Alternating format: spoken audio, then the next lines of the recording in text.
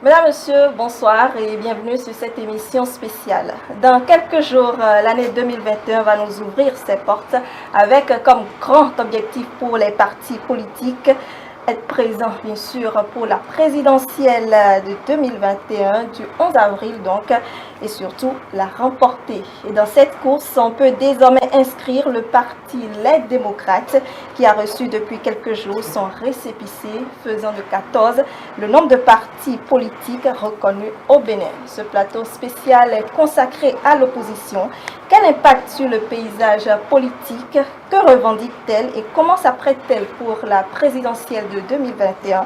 Voilà donc autant d'aspects que nous allons aborder avec nos invités sur ce plateau. Kama Awasangari, bonsoir. Bonsoir. Bienvenue sur le plateau de télé. C'est toujours un plaisir pour moi d'être avec vous. Plaisir partagé. Vous êtes donc secrétaire administratif du parti Les Démocrates. Merci d'avoir accepté notre invitation. Nous sommes également avec Julio Tometi. Bonsoir, Monsieur Tometi. Bonsoir, Brunel. Bonsoir, Romuald. Au plaisir de retrouver les téléspectateurs de Télé. Vous êtes juriste. Plaisir partagé également. Et enfin, sur ce plateau, en tant qu'invité, le docteur Tchefa, Aimé Tchefa. Bonsoir, Monsieur Tchefa. Bonsoir, Madame Adé aussi. Vous êtes donc sociologue et analyste politique. Bienvenue à tous donc sur ce plateau, amis téléspectateurs. Il faut savoir également que vous pourrez participer dans les prochaines minutes à cette émission. Restez donc avec nous. Et sur ce plateau, je ne suis pas seule à l'animer. Je suis avec Romuald Moui. Bonsoir Romuald. Brunel Adé aussi, bonsoir. Bonsoir, chers amis téléspectateurs, chers invités, bonsoir. Bonsoir. Merci pour la disponibilité toujours renouvelée, bien évidemment, à nos plateaux. Kama Awasangari, vous êtes secrétaire administratif donc, du Parti Les Démocrates, comme le rappelait Brunel Adé aussi. Je voudrais vous poser la première question. On parlait de 14 partis politiques, puisque votre parti politique est reconnu désormais légalement par l'État béninois, au regard donc de la charte des partis politiques, de 250, près de 250 partis politiques auparavant. Nous en sommes aujourd'hui à 14 au regard donc des nouvelles lois. Quand on prend la réforme du système partisan, quelles sont les avancées que vous notez? Merci beaucoup, Romuald. Il faut d'abord préciser que c'est vrai, on a toujours chanté que nous avons 250 partis politiques, mais on a 250 partis politiques parce que les gouvernements qui se sont succédés n'ont pas appliqué la loi. Parce que quand vous prenez la charte des partis politiques qui existe, il est clairement établi qu'un parti politique qui n'a pas participé 2 fois à des élections législatives, on lui retire son récépissé. Cette disposition n'avait jamais été appliquée. Si cette disposition avait été appliquée, on ne serait pas à 250 partis politiques. Donc c'est du passé maintenant. Donc c'est pour dire, c'est pratiquement les mêmes dispositions qui sont revenues maintenant. La seule différence qu'il y a avec la nouvelle charte, c'est le nombre de membres fondateurs par commune. Avant, il fallait 10 membres fondateurs par département, maintenant c'est 15 par commune. À 1 an de cette réforme, on dit qu'on a 14 partis politiques. Dans 20 ans, combien de partis politiques on aura? C'est pour dire, si c'est à cause de ça, à cause des membres fondateurs... Quelles sont les avancées? Il n'y a pas d'avancée. d'avancée. Pour vous ne notez pas d'avancée? Il n'y a pas d'avancée. La charte des partis politiques a été exécutée par le gouvernement pour exclure un certain nombre de partis parce qu'il ne voulait pas que les forces politiques de l'opposition aillent aux élections législatives. Et donc vous ne notez pas d'avancée. Avant de parler d'insuffisance, on va parler d'abord des avancées. Julio Tometi, la même question. En termes d'avancée, il faut noter que, vous l'avez rappelé assez bien tout à l'heure, nous sommes aujourd'hui à 14 partis politiques.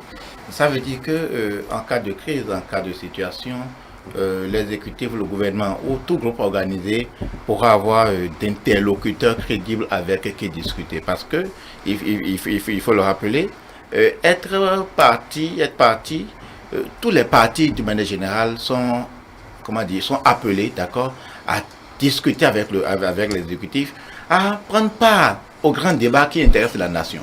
D'accord? Donc, et à ce titre, lorsque nous sommes en face d'une difficulté, qui convoquer? Nous avons auparavant un peu plus de 250 partis politiques.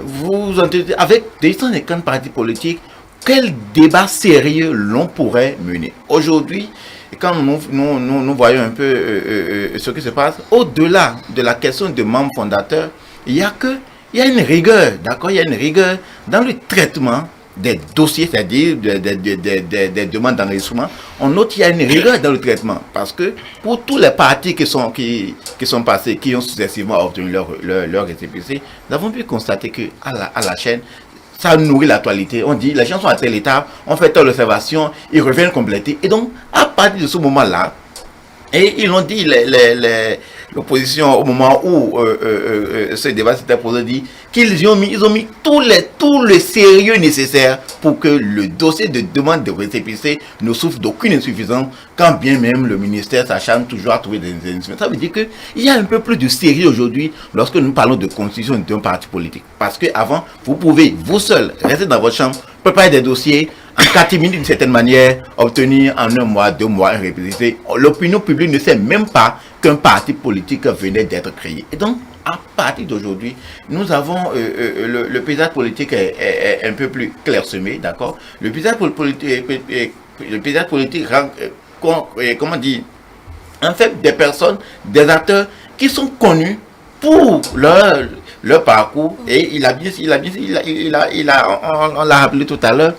Lorsque ces partis politiques, même étant à 14, lorsque ces partis politiques n'auraient pas, parce qu'on l'a constaté à la dernière élection et aux dernières élections, est-ce qu'il faut apprécier ça du point de vue de la personne n'a pas participé ou n'a pas pu participer? Parce que le parti politique qui a voulu participer, et compte tenu d'un certain nombre d'exigences, n'a pas pu, peut-être c'est arrivé à 2 élections successives, est-ce qu'on va considérer que ce parti-là n'a pas été aux élections pour procéder à sa radiation de l'aide des partis politiques? Donc, cette question-là se pose toujours par rapport à la question de la non-participation à 2 élections consécutives. Merci, M. Tometi. Alors, M. Chefa, vous vous situez dans quelle position? Avancée ou pas avancée?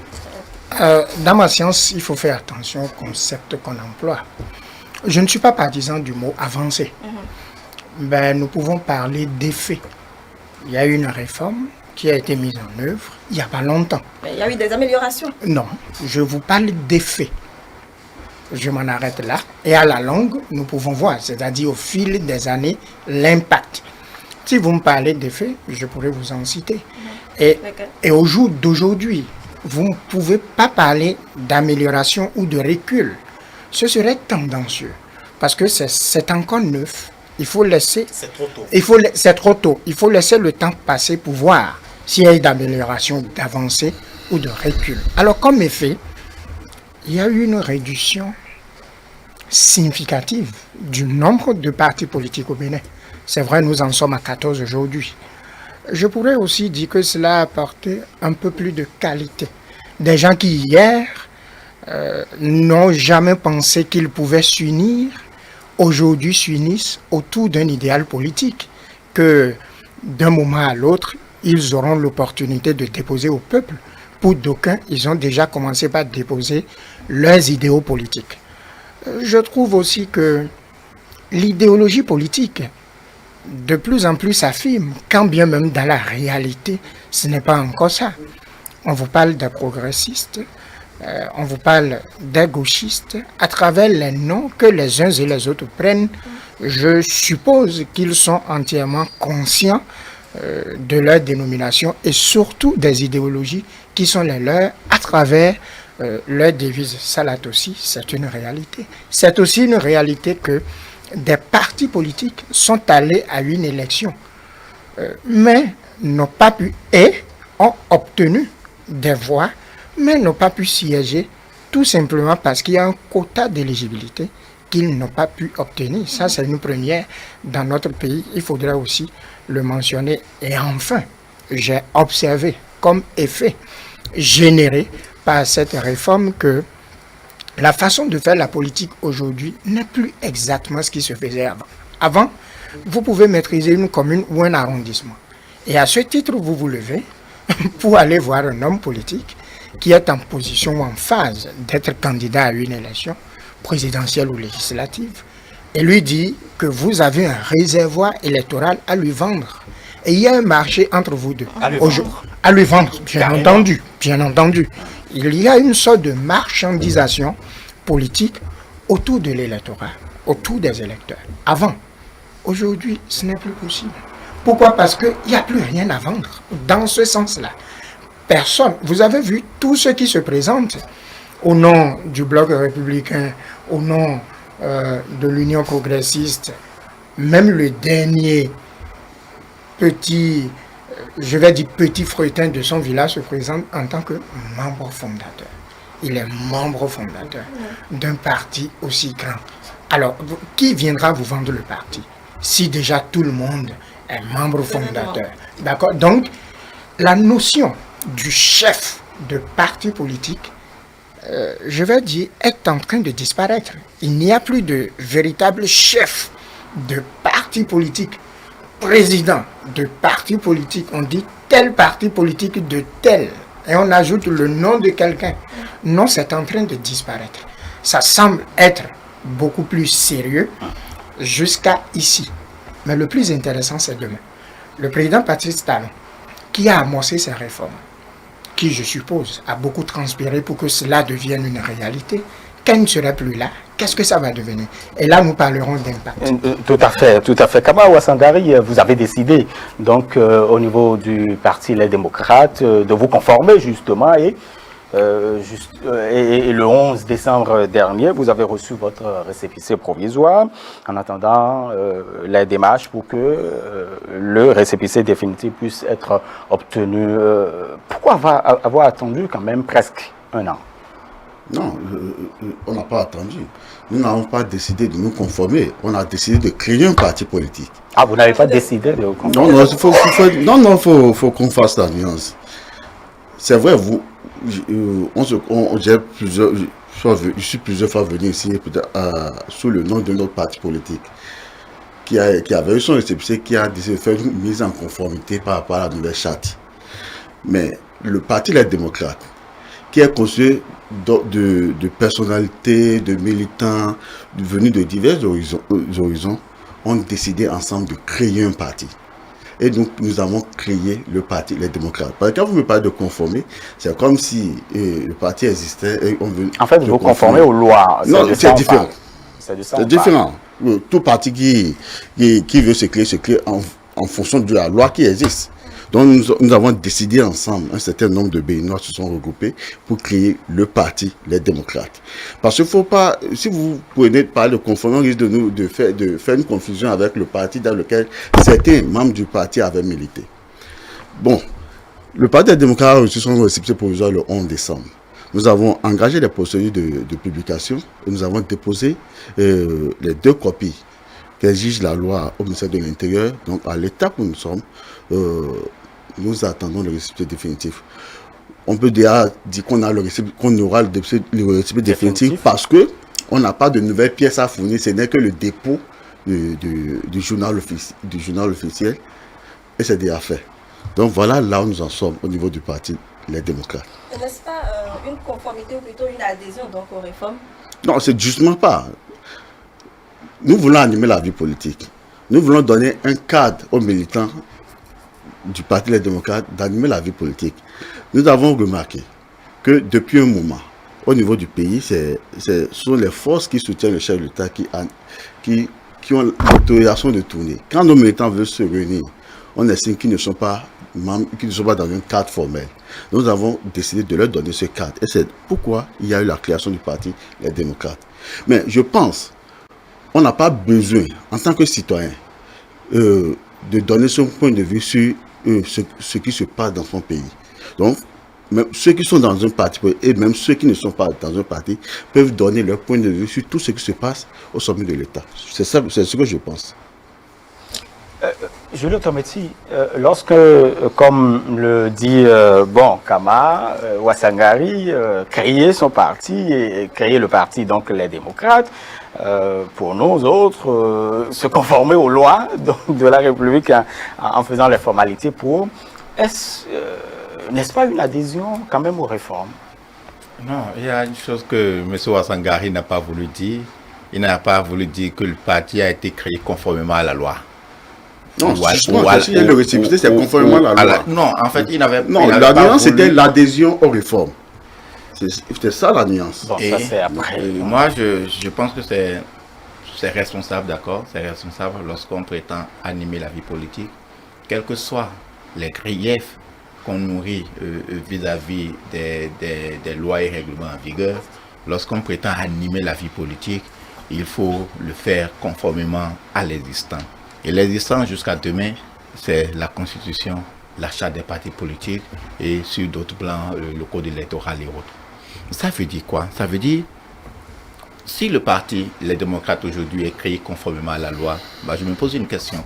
Est-ce que ce parti-là va continuer, d'accord, à dénoncer ces textes-là?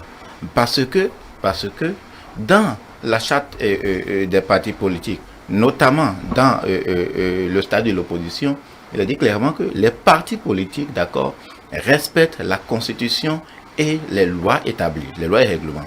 À partir de ce moment-là, si aujourd'hui on a toujours des griefs contre ces textes, il y a lieu donc de se préparer, d'aller aux élections législatives, de rentrer au Parlement pour changer ces lois-là. Donc il ne servira presque plus à rien. On comprendrait très mal aujourd'hui, par exemple, les démocrates qui, sur la base des textes de la République actuelle, ont créé le parti, ont obtenu leur récépissé et demain se lever encore pour continuer à dénoncer cette constitution, à dénoncer ces chartes des partis politiques, à dénoncer ce stade de l'opposition. Ça va manquer quelque peu de sérieux. Donc ça veut dire que leur attitude, je reviens là-dessus, c'est une attitude pour moi suffisamment responsable. Je suggère que cette attitude de responsabilité continue pour qu'on continue de les prendre au sérieux. Parce que, qu'ils vous souviennent, les personnes qui sont au sein de ce parti politique aujourd'hui, c'est les personnes dont nous connaissons les parcours.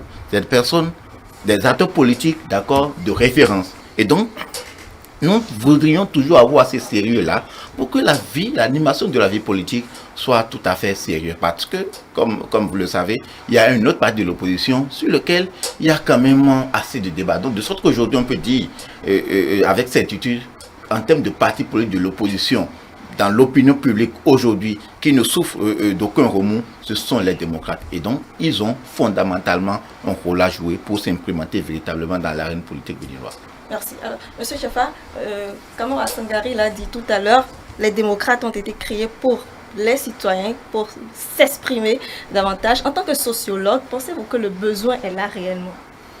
Avant d'arriver à cela, il y a une nuance importante que je tiens à apporter sur ce que j'ai écouté de part et d'autre. Aucun des anciens partis politiques n'existe aujourd'hui. Aucun. Vous en connaissez un seul? Non. Du moment où la charte des partis politiques a revisité entièrement les dispositions pour devenir un parti politique, il n'y a pas à se conformer. Pas du tout, à mon avis. C'est-à-dire, se conformer signifierait que si vous étiez un partiiste tel que vous étiez, vous êtes exactement comme cela. Prenons le PRD, qui est resté, ou prenons l'UDBN, qui est resté, et qui ont gardé leur dénomination, mais à l'intérieur, ils ne sont plus les mêmes. Pourquoi? Parce qu'il leur a fallu tenir compte de ce que la loi dit pour être ce qu'ils sont. Donc, à mon avis, ils ne se sont pas conformés. Ils ont créé un parti politique en bonne et due forme parce que le respect du cadre législatif et légal les a amenés à avoir de nouvelles assemblées générales constitutives. Je dis bien constitutives et non de conformité. Et de ce point de vue, tous les partis politiques que nous avons aujourd'hui, pour moi, sont des partis politiques nouveaux. Ça, c'est important de le mentionner. Maintenant, si vous voulez créer un parti politique, vous le créez en tenant compte de la loi.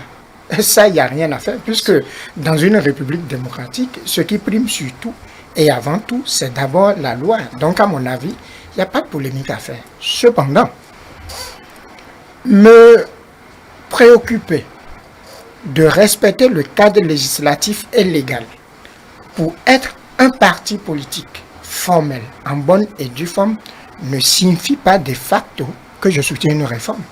Êtes-vous sûr que tous les partis politiques, et même certains, dits de la mouvance, sont pour, par exemple, le parrainage?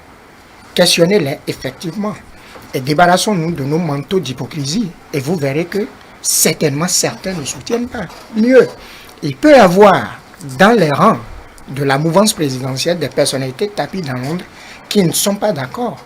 Puisque la réforme du système partisan, c'est un package. c'est beaucoup de choses. Je peux adhérer à une ou deux et ne pas adhérer aux autres. Donc, le fait... Donc j'adhère quand même à quelque chose. De toute façon, ils ne l'ont pas exprimé. Ils ne l'ont pas exprimé. Bon, dites-moi, à quoi? C'est-à-dire que vous voulez avoir un passeport. Mais vous faites tout ce qu'il faut faire comme formalité pour avoir un passeport, puisque ce n'est pas vous qui dites ce qu'il faut faire pour avoir un passeport. Vous allez au service de l'immigration, au ministère de l'Intérieur, on vous dit comment ça se passe, et vous constituez le dossier, vous avez votre passeport. Mais si on vous demande votre avis sur ce qui se fait là-bas, vous pouvez dire peut-être, ils sont là, ils sont ci, ils sont ça, vous pouvez formuler vos critiques.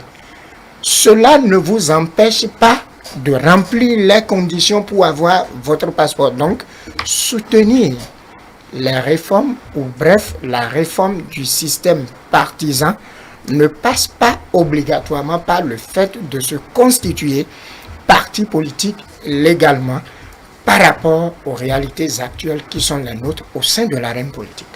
Il y a, je ne sais pas si vous avez eu la chance d'écouter un acteur politique qui s'exprimait en disant, bien évidemment, que lorsque vous dénoncez peut-être ou vous ne partagez pas les idéaux d'un gouvernement en place et lorsque vous conformez, vous allez excuser le mot, je reviens, vous conformez à la loi, c'est que pour lui, sa frise, pour le nommer, Betty Corvi qui trouve que justement le parti Les Démocrates ne devrait pas, parce que vous aviez dénoncé entre-temps les tests et vous revenez maintenant.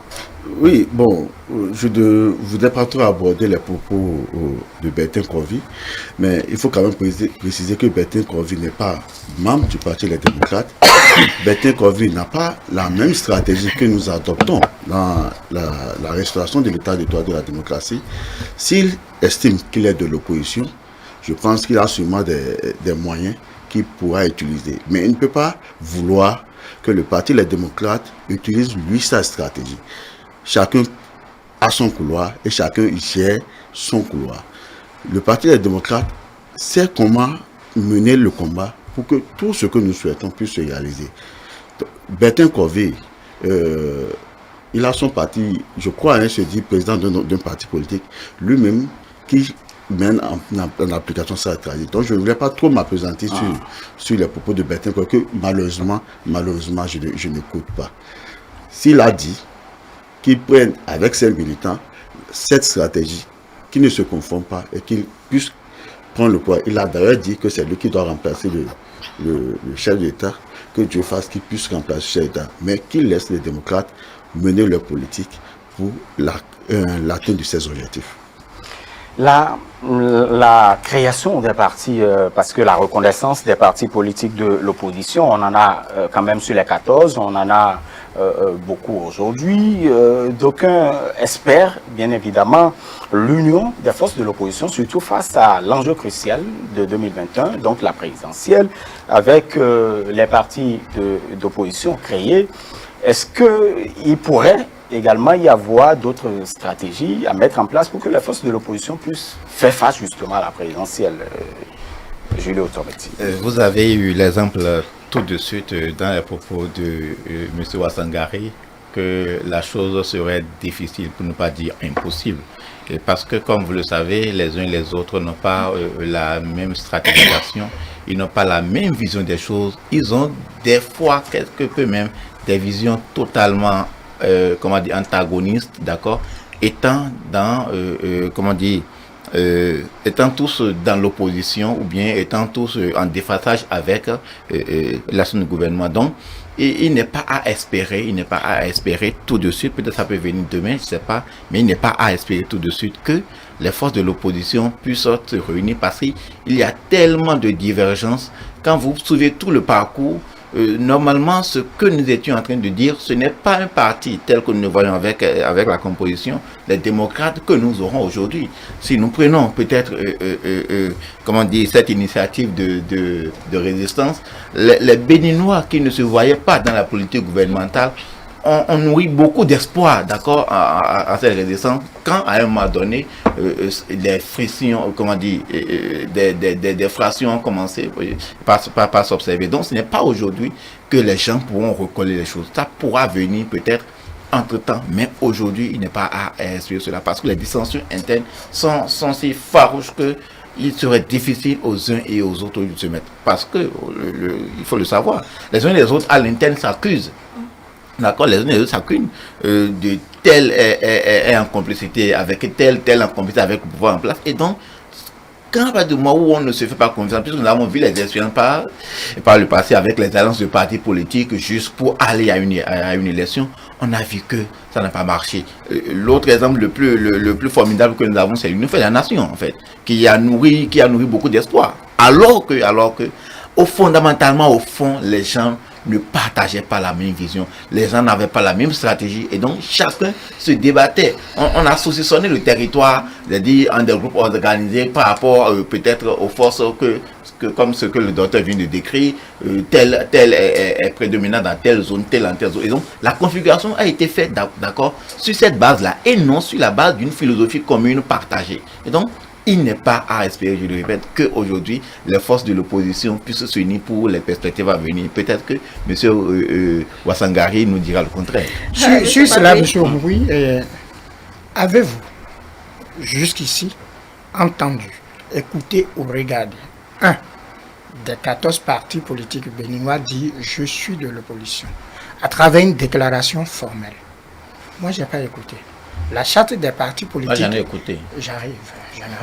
La charte des partis politiques est claire à cet effet. Vous faites une déclaration pour dire « Je suis dans l'opposition ». Ils sont combien à le faire?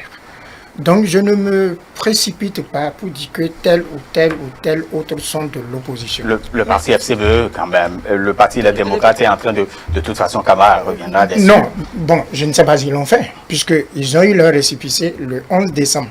Je ne sais pas s'ils l'ont encore fait. Par rapport au FCBE, laissez chaque Béninois se faire son opinion. C'est-à-dire, l'opposition s'anime en fait de deux façons. Vous faites une déclaration, premièrement, pour dire « nous sommes de l'opposition ». Et ensuite, en vous observant, on se rend compte que vous êtes vraiment des opposants. On ne doit pas avoir de doute à cet effet. Donc vous avez des doutes par rapport... Je ne parle pas de moi. Je vous parle de comment ça fonctionne. Et vous observez. Partout au monde, je vous parle de comment ça fonctionne partout au monde si nous sommes en démocratie. Donc, je voudrais m'en tenir aux faits, aux déclarations et ensuite aux faits, à la façon dont les partis politiques dits de l'opposition animent la vie politique nationale, animent l'opposition. Parce qu'il y a même une loi sur le statut de l'opposition.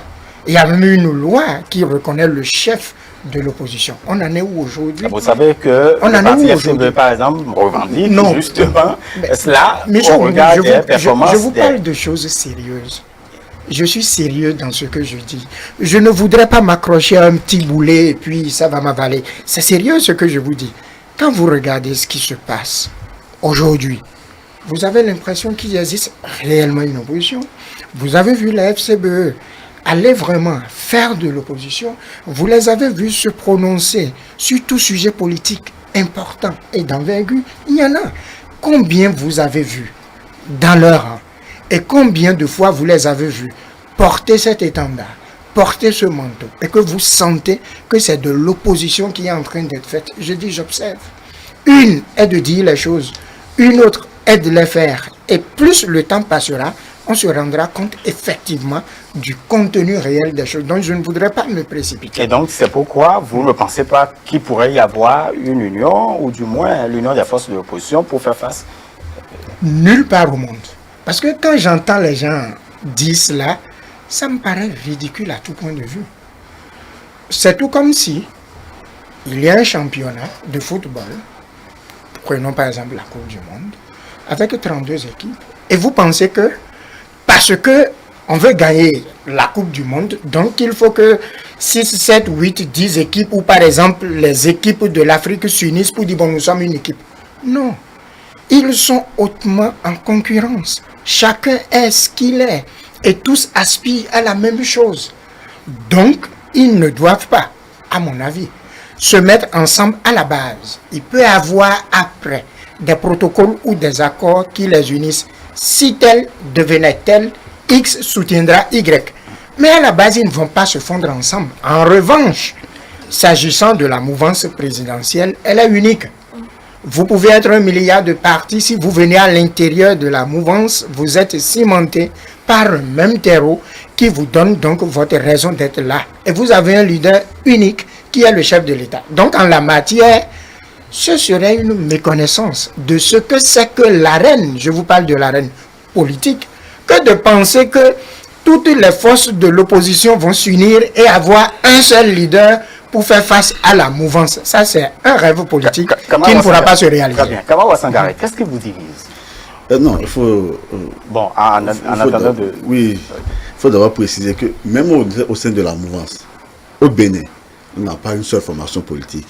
Et rien ne nous dit que les formations politiques qui se réclament de la mouvance aujourd'hui, rien ne nous dit qu'à la veille des élections, eux tous vont soutenir le chef de la mouvance. Rien ne le dit. Il peut y avoir d'évolution, il peut y avoir beaucoup de choses qui pourraient se passer. Donc aujourd'hui, quand je prends le cas de l'opposition, vous demandez pourquoi nous ne pouvons pas nous unir. Pas pourquoi. Devrons-nous espérer? Est-ce que nous pouvons espérer? Pas pourquoi. Donc, vous savez, l'opposition est plurielle. Tous les partis d'opposition n'ont pas la même idéologie. Pour les élections prochaines, par exemple, qui viennent, vous ne pouvez pas demander à un parti politique qui a été créé, et tout le monde sait que le parti politique veut conquérir le pouvoir. Vous ne pouvez pas lui dire à la base, comme le docteur l'a dit, de se fondre avec un parti pour pouvoir aller aux compétitions électorales. Mais une chose est sûre, au sein de l'opposition, nous sommes en discussion et nous voulons créer une plateforme politique de l'opposition. Dans cette plateforme politique, tout ce qui va encadrer de maintenant jusqu'aux élections, tout sera discuté et les différents points qui seront retenus vont être respectés par toutes les parties. Mais nous demander aujourd'hui de nous pour dégager un seul candidat, je pense que c'est de l'utopie. C'est de l'utopie. Mais une chose est sûre, avant même qu'on aille aux élections, nous avons déjà le 11 décembre, lorsqu'on a reçu le récépissé, nous avons fait une déclaration, nous avons mis sur la table quelques points importants qu'il est nécessaire qu'on puisse en discuter pour que les élections prochaines qui doivent venir puissent se faire de façon transparente, dans la paix comme on l'a toujours connu. L'opposition, la plateforme politique de l'opposition va travailler dans ce sens. Et d'ici, dans les jours à venir, peut-être avant la fin de l'année, et cette plateforme politique de l'opposition verra le jour. Et ensemble, vous allez voir les grands points que nous aurons retenus qui feront le socle même de cette plateforme. Il y a déjà, c'est pour vous dire qu'il y a des discussions qui se font au niveau de l'opposition. Je dis bien au niveau de les vrais partis politiques de l'opposition. Parce qu'il y a des faux. Oui, justement, les vrais partis de l'opposition, pas avec ceux qui sont comme des chevaux de quels sont les vrais partis de l'opposition? De toute façon, quand nous allons faire notre déclaration bientôt, vous allez voir la liste et vous allez voir ceux qui ne sont pas dedans, c'est ceux que nous considérons qui ne sont pas de véritables partis politiques de l'opposition. Comment vous déterminez le vrai parti de l'opposition? Non, vous savez, nous connaissons tous. Nous voyons le fonctionnement de chaque parti politique.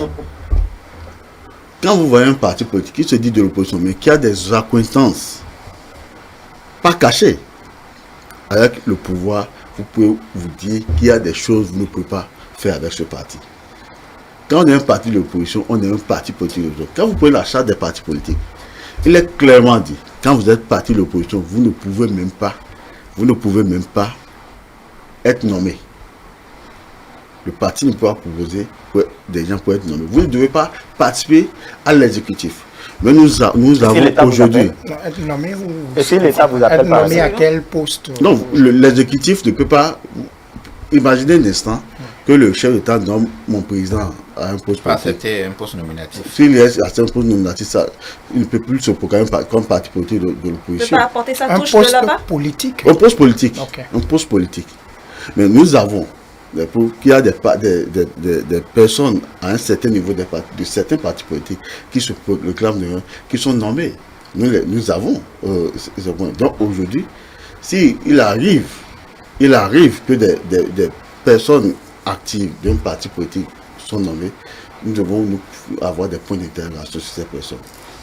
Très bien. Alors, nous parlons de l'opposition. Nous avons tendu également notre micro à certains de l'opposition également. Nous avons par exemple reçu Saliou Adamou, premier vice-président du parti du mouvement populaire de libération. Si la régie nous le permet, on va suivre rapidement son extrait et revenir pour la suite des discussions. Nous sommes en train de nous préparer pour les élections présidentielles du 11 avril 2021.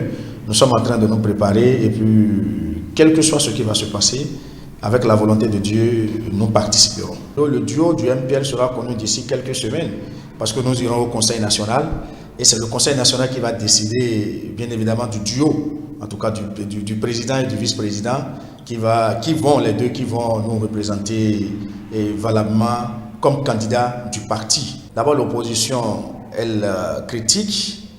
Et elle contrôle et puis elle propose.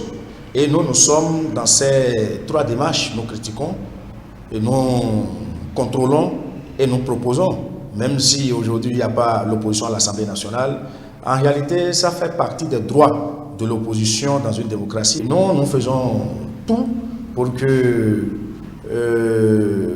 ce duo puisse se présenter, comme vous appelez, à la présidentielle prochaine. Parmi les devoirs de l'opposition, nous sommes obligés à respecter les lois de la République.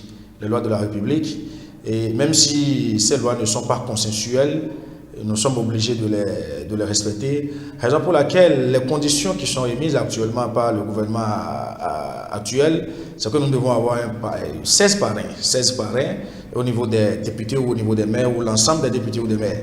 Et nous sommes dans les démarches citoyennes pour qu'enfin nous puissions avoir bien évidemment ces 16 maires, même au-delà de ces 16 maires ou de ces 16 députés ou les deux ensemble pour valider notre candidature à la présidentielle de 2021. Avant même que la présidentielle de 2021 ait lieu, nous faisons appel à un dialogue, à une assise, pas une conférence nationale bis, mais à une assise entre le président de la République et les acteurs politiques, et les 13 ou les 14 partis politiques actuellement enregistrés et reconnus par l'État.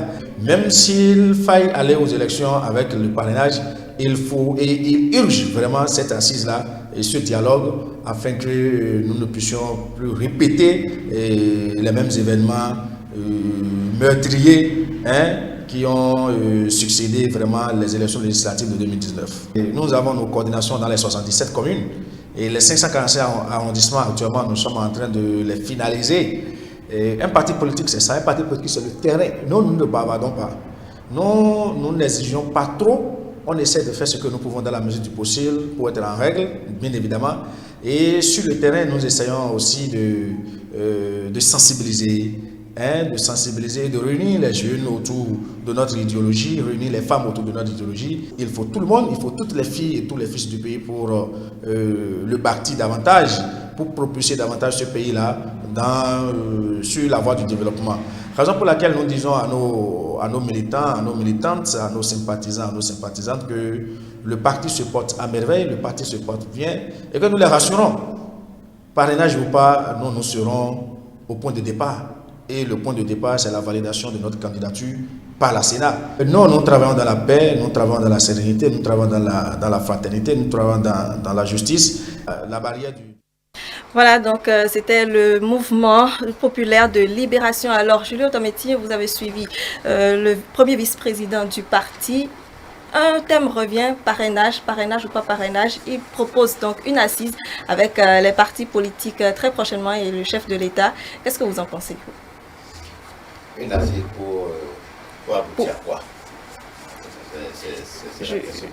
Peut-être passer le côté parrainage pour que ça puisse être plus facile.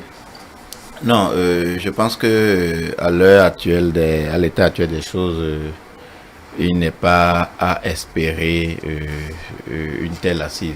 Peut-être que des gens peuvent trouver d'autres aménagements.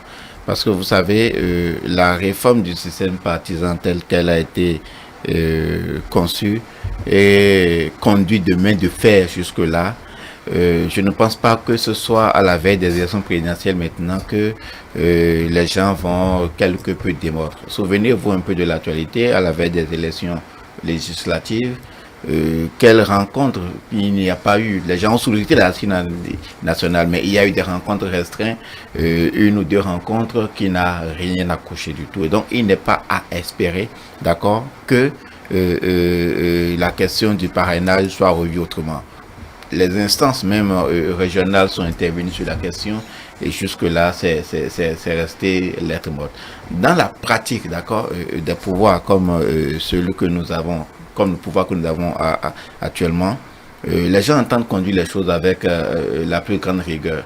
À partir de ce moment-là, ils ne peuvent peut-être fléchir, ils ne peuvent, comment dire, revenir sur leur position que lorsque en face, il y a un groupe organisé, un groupe vraiment influence. Quand nous disons groupe d'influence, ce n'est pas forcément descendre dans la rue et tout, mais organisé de sorte que qu'ils puissent avoir une pression suffisante, d'accord, sur les acteurs impliqués, ceux qui peuvent, aussi bien au niveau du gouvernement que du Parlement, pour impulser quelque peu le changement tant souhaité.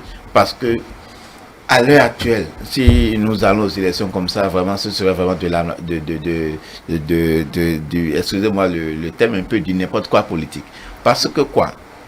Ce n'est pas dans l'intérêt, il n'est pas dans l'intérêt de la mouvance d'aller aux élections dans les conditions actuelles où, si nous devons respecter les choses telles qu'elles sont, aucun parti de l'opposition ne peut avoir de candidat à la présidentielle.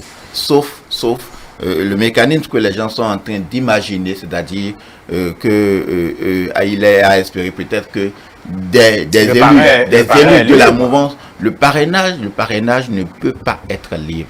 Vous savez, nous n'avons pas inventé le parrainage. Le parrainage, par définition, dans la doctrine française qui a inventé le mot, c'est le soutien écrit apporté, le soutien écrit d'un élu apporté au candidat à la présidentielle.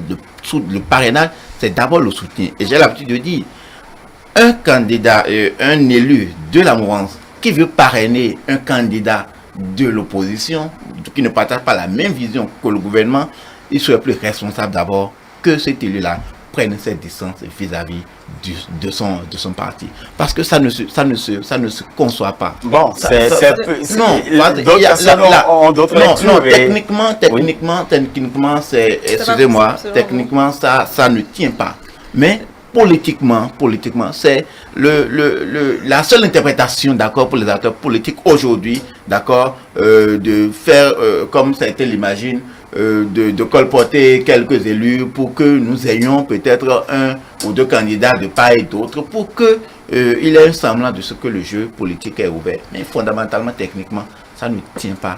Que vous soyez dans un parti politique et que vous donnez votre parrainage à un parti d'opposition qui vient combattre votre parti, ce que vous avez fait. Vous le permettez d'aller devant le peuple. Le chef de l'État a dit qu'il fera tout pour que cette élection soit. Vous le permettez d'aller devant le peuple. Avant de retrouver. Je me suis gardé de dire un mot sur le parrainage parce qu'il y avait beaucoup de polémiques autour. Et de plus en plus, quand nous allons nous rapprocher de 2021, il y aura encore plus de polémiques. Je commence par dire à M. Tometin que la dynamique est la chose la plus fondamentale de l'arène politique. Donc il cesse de penser qu'il ne peut pas avoir discussion. À tout moment, il peut avoir discussion. Et c'est même ça la politique. Comment pouvez-vous comprendre qu'en Côte d'Ivoire, une constitution fait que Ouattara ne peut pas être candidat? Et que sans qu'on ne l'ait changé, Ouattara a eu un décret pour être candidat à une élection présidentielle et qu'il est devenu président. Donc je vous en prie, au sein de l'univers politique, à tout moment, tout est dynamique et rien ne peut être verrouillé. Le mot impossible en politique n'existe pas. La vérité est que si il y a des questions préjudicielles, la première, d'abord un parrainage n'est pas forcément le soutien d'un élu. Vous ne lirez aucun dictionnaire de sciences politiques ou de sociologie politique qui vous parlera de soutien d'un élu. Allons visiter des modèles. Je convoque deux. En Côte d'Ivoire, pour être candidat à une élection présidentielle, vous avez besoin d'obtenir 1% du corps électoral dans 50% des régions du pays. Dites-moi, quel élu a parrainé qui? Je dis 1% du corps électoral dans 50% des régions du pays. Là même, c'est le peuple qui parraine. Allons au Ghana. Eux, ils font le sponsoring. Vous ne pouvez pas être candidat sans le parrainage d'un parti politique. Là encore, il n'y a pas d'élu. Est-ce que, lorsqu'on nous lisait nos députés, est-ce que c'était dit qu'ils seront des parrains? Ce n'était pas dit. Ce n'était pas connu. C'est-à-dire que si on devrait mettre cette loi en œuvre, très tôt les dispositions ont été prises et personne n'aurait eu le sentiment qu'il a été écarté.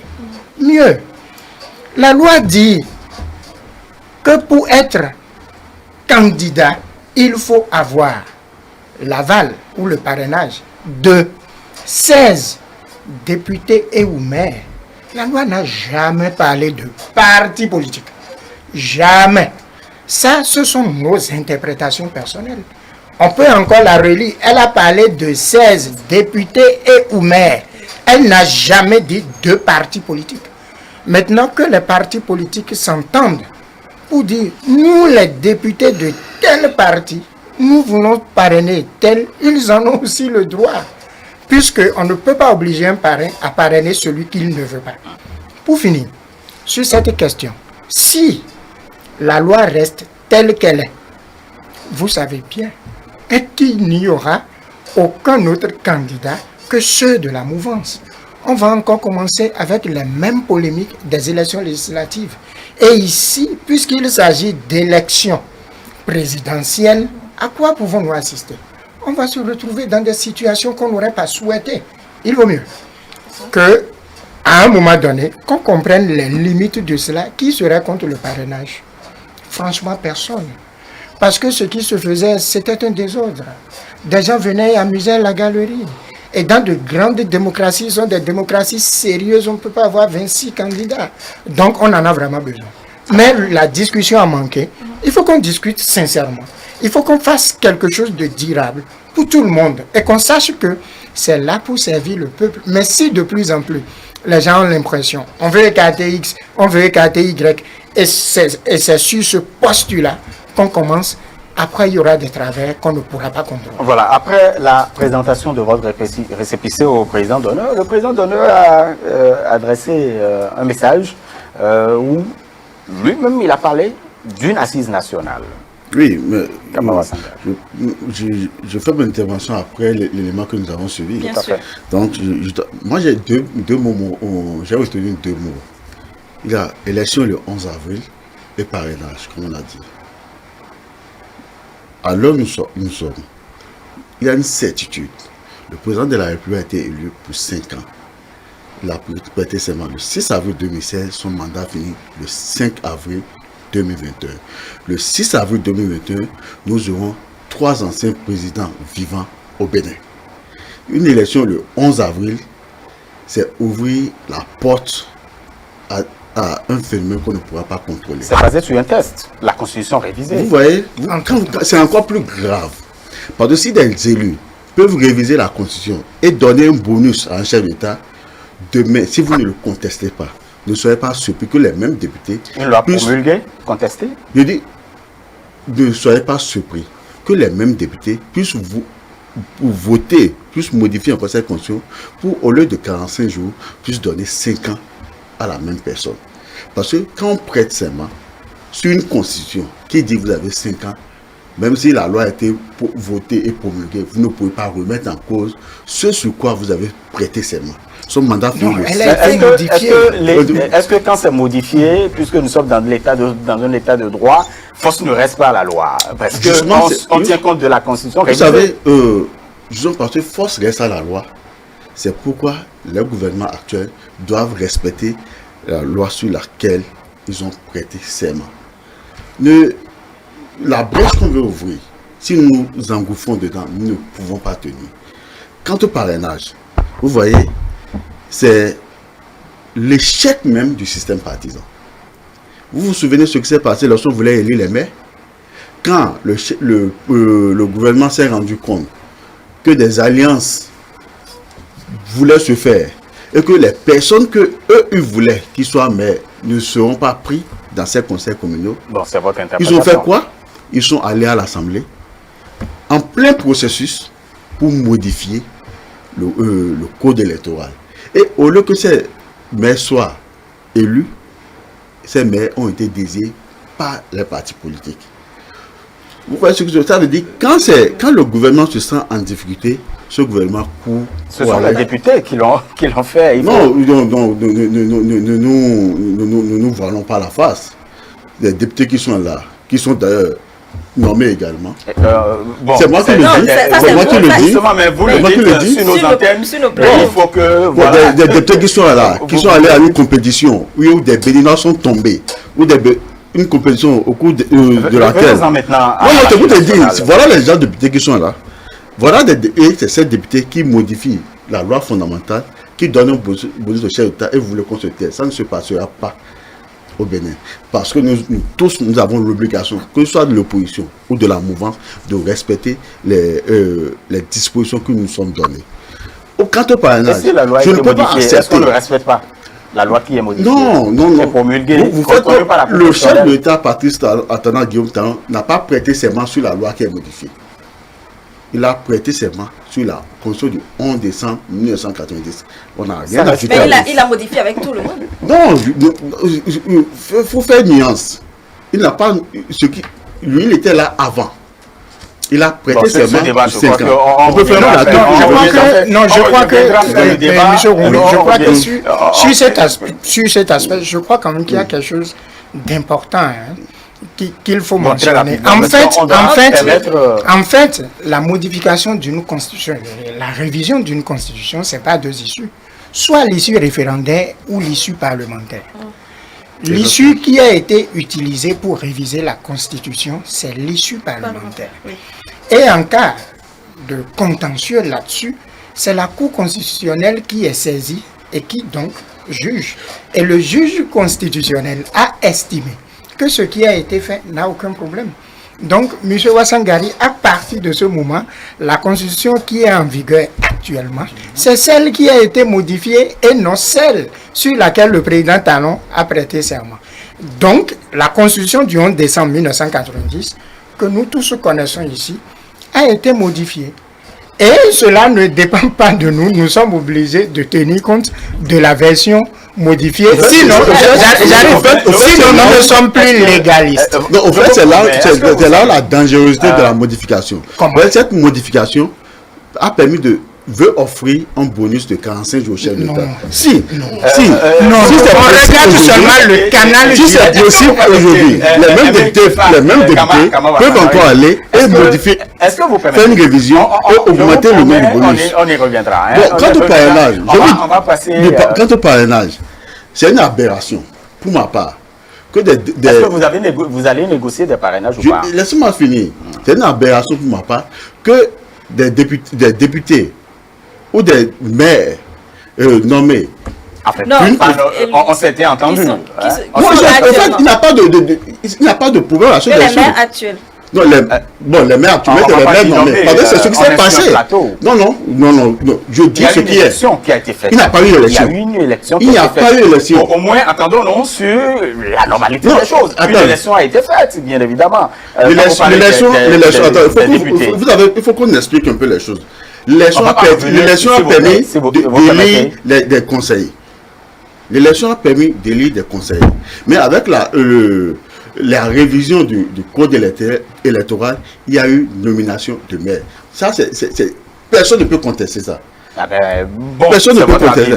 Donc je dis quand même des députés de la mouvance, des maires de la mouvance ne peuvent pas venir dire qu'ils vont parrainer quelqu'un qui va combattre. De l'opposition aussi. FCBE a des maires. Même si FCBE était de l'opposition, FCBE a combien de maires? FCBE est de l'opposition. Non, je dis, même si FCBE a combien de maires, ils n'ont que 6 maires. Pour avoir le parrainage, il faut réunir 16 maires. 16 maires. Ce qui veut dire, si on doit rester dans cette directive, aucune formation politique. Ils ont dit qu'ils vont négocier, ils sont prêts. Non, c'est ce que je dis. Des élus de la mouvance, comme eux ne peuvent pas, dans la réforme du système partisan qu'on s'est donné, aller soutenir quelqu'un qui viendra combattre le champion. C'est pas C'est-à-dire que vos possible. propositions ne peuvent pas convaincre aujourd'hui ceux d'en face? L'opposition aujourd'hui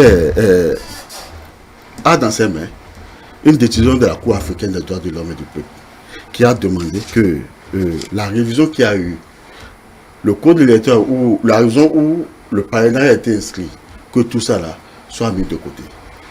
Et nous avons foi que le chef de l'État, qui hier a dit qu'un État qui ne respecte pas les décisions de justice est un État voyou.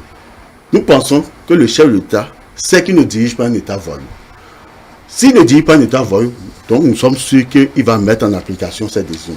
Parce que tous les citoyens, tous les autres doivent s'engager à ce que le chef de l'État puisse respecter les décisions. Et nous allons rentrer dans cette... Merci, chers invités. On va permettre quand même à nos téléspectateurs d'interagir avec nous, donc d'exposer leurs préoccupations, justement par ce numéro qui va défiler au bas de votre écran, bien évidemment. Le numéro, c'est bien le 98 80 93 111. 98 80 93 111. En attendant, Romuald Mouillot, on peut repartir à la régie pour suivre un autre extrait. Tout à fait. Alors, cette fois-ci, ce sera bien sûr les forces Cori pour un Bénin émergent avec Théophile Yarou. Notre parti participera bel et bien à l'élection présidentielle de 2021. Comme vous le savez, nous nous sommes engagés depuis 2019 dans cette dynamique-là. Et ce n'est pas maintenant que nous allons nous arrêter en si bon chemin. FCBE n'a pas encore son duo de candidats, mais le processus est en cours. Vous savez, chez nous, nos textes prévoient un processus pour la sélection du candidat et de son vice-président. Le processus a été lancé, il est en cours, et je crois que ce processus, quand il va aller jusqu'au bout, nous permettra de désigner notre duo de candidats pour l'élection présidentielle 2021. Les militants demandent à ce que je sois candidat et j'espère moi aussi que je vais répondre favorablement à l'appel donc des militants de notre parti politique. Pour l'instant, je ne me suis pas encore prononcé, mais avec les appels insistants venant de toutes parts, je crois bien que je vais être candidat à la candidature. Nous avons appris que le parrainage sera libre, indépendant et dans l'anonymat également. Bon, même si nous avons des critiques à apporter contre cette décision qui a été rendue publique par la Sénat, évidemment, nous espérons que c'est sincère. Si c'est sincère que ces parrains ont la possibilité de parrainer le candidat de leur choix, eh bien, nous allons nous lancer à la course de conquête de parrains de manière à pouvoir réunir cette condition-là. En ce qui concerne les conditions de cautionnement, ça, je pense que nous ferons tout pour réunir les conditions nécessaires pour notre participation à l'élection présidentielle 2021. Nous sommes déjà lancés dans les négociations. Nous espérons qu'avant la date limite de dépôt des dossiers, nous pouvons réunir ces parrains qui sont exigés, qui sont au nombre de 16. Et si c'est réuni, nous allons effectivement participer à l'élection présidentielle 2021. Notre parti dispose de structures décentralisées jusqu'au niveau village. Nous avons donc déjà une organisation qui nous permet de mobiliser au maximum les militants et les votants. C'est-à-dire que nous allons conquérir les militants, en tout cas la population, à travers ce dispositif qui est déjà en place. Et dernièrement, nous avons procédé au remembrement de toutes nos structures jusqu'au niveau communal, parce que, comme vous le savez, notre parti a connu des difficultés et suite à ces difficultés, il y a eu des départs. Donc nous avons comblé ces départs et aujourd'hui les structures, en tout cas jusqu'au niveau communal, sont déjà entièrement remembrées et prêtes au combat. Et nous avons eu des gens de notre parti qui ont démissionné du parti pour aller se mettre avec d'autres personnes pour créer le parti Les Démocrates, et que nos différentes stratégies concourent à atteindre le but commun que nous nous sommes fixés. Le but, c'est quoi? C'est que nous voulons conquérir le pouvoir. Donc, c'est dans le respect des positions des uns et des autres, dans le respect de la différence, que nous pouvons construire notre pays. Un dialogue politique ne passe pas nécessairement par une assise nationale. Le dialogue politique a besoin de la sincérité, que les parties prenantes, les acteurs politiques puissent se faire confiance. Alors, si nous avons ou si nous pouvons convoquer dans ce laps de temps des assises nationales et tenir ces assises nationales, c'est bien, mais moi, personnellement, je pense que nous avons besoin plutôt de restaurer la confiance entre les acteurs politiques, de manière à ce que chacun puisse se sentir à l'aise. L'Assemblée nationale peut prendre un certain nombre de lois pour, disons, rassurer les différents acteurs et faire en sorte que les choses puissent être totalement inclusives et transparentes. Retour sur ce plateau et on vient donc d'écouter Théophile Yarou, qui est bien évidemment l'un des hauts responsables du parti FCBE, le parti qui est disponible à pouvoir quand même négocier pour avoir des parrains. Ils en disposent, on pourrait le dire, 6, ils veulent encore 10 parrains pour pouvoir avoir les 16 parrains. Il a parlé quand même de ce dialogue politique, justement, cette assise nationale que réclament certains, justement. Et je vous faisais la question, je voudrais rappeler quand même à nos téléspectateurs que vous pouvez nous appeler, exposer vos préoccupations et nos invités vont pouvoir répondre. Donc, sur le numéro qui défile au bas de votre écran, vous pouvez nous appeler pour discuter, donc pour pouvoir échanger avec notre plateau. Et l'assise nationale, il en a parlé. Et justement, je disais que le président d'honneur l'a évoqué également. Oui, vous savez, il n'y a rien de normal, il n'y a rien que vous puissiez faire pour pouvoir vous accorder les violences si vous n'êtes pas assis et si vous ne discutez pas.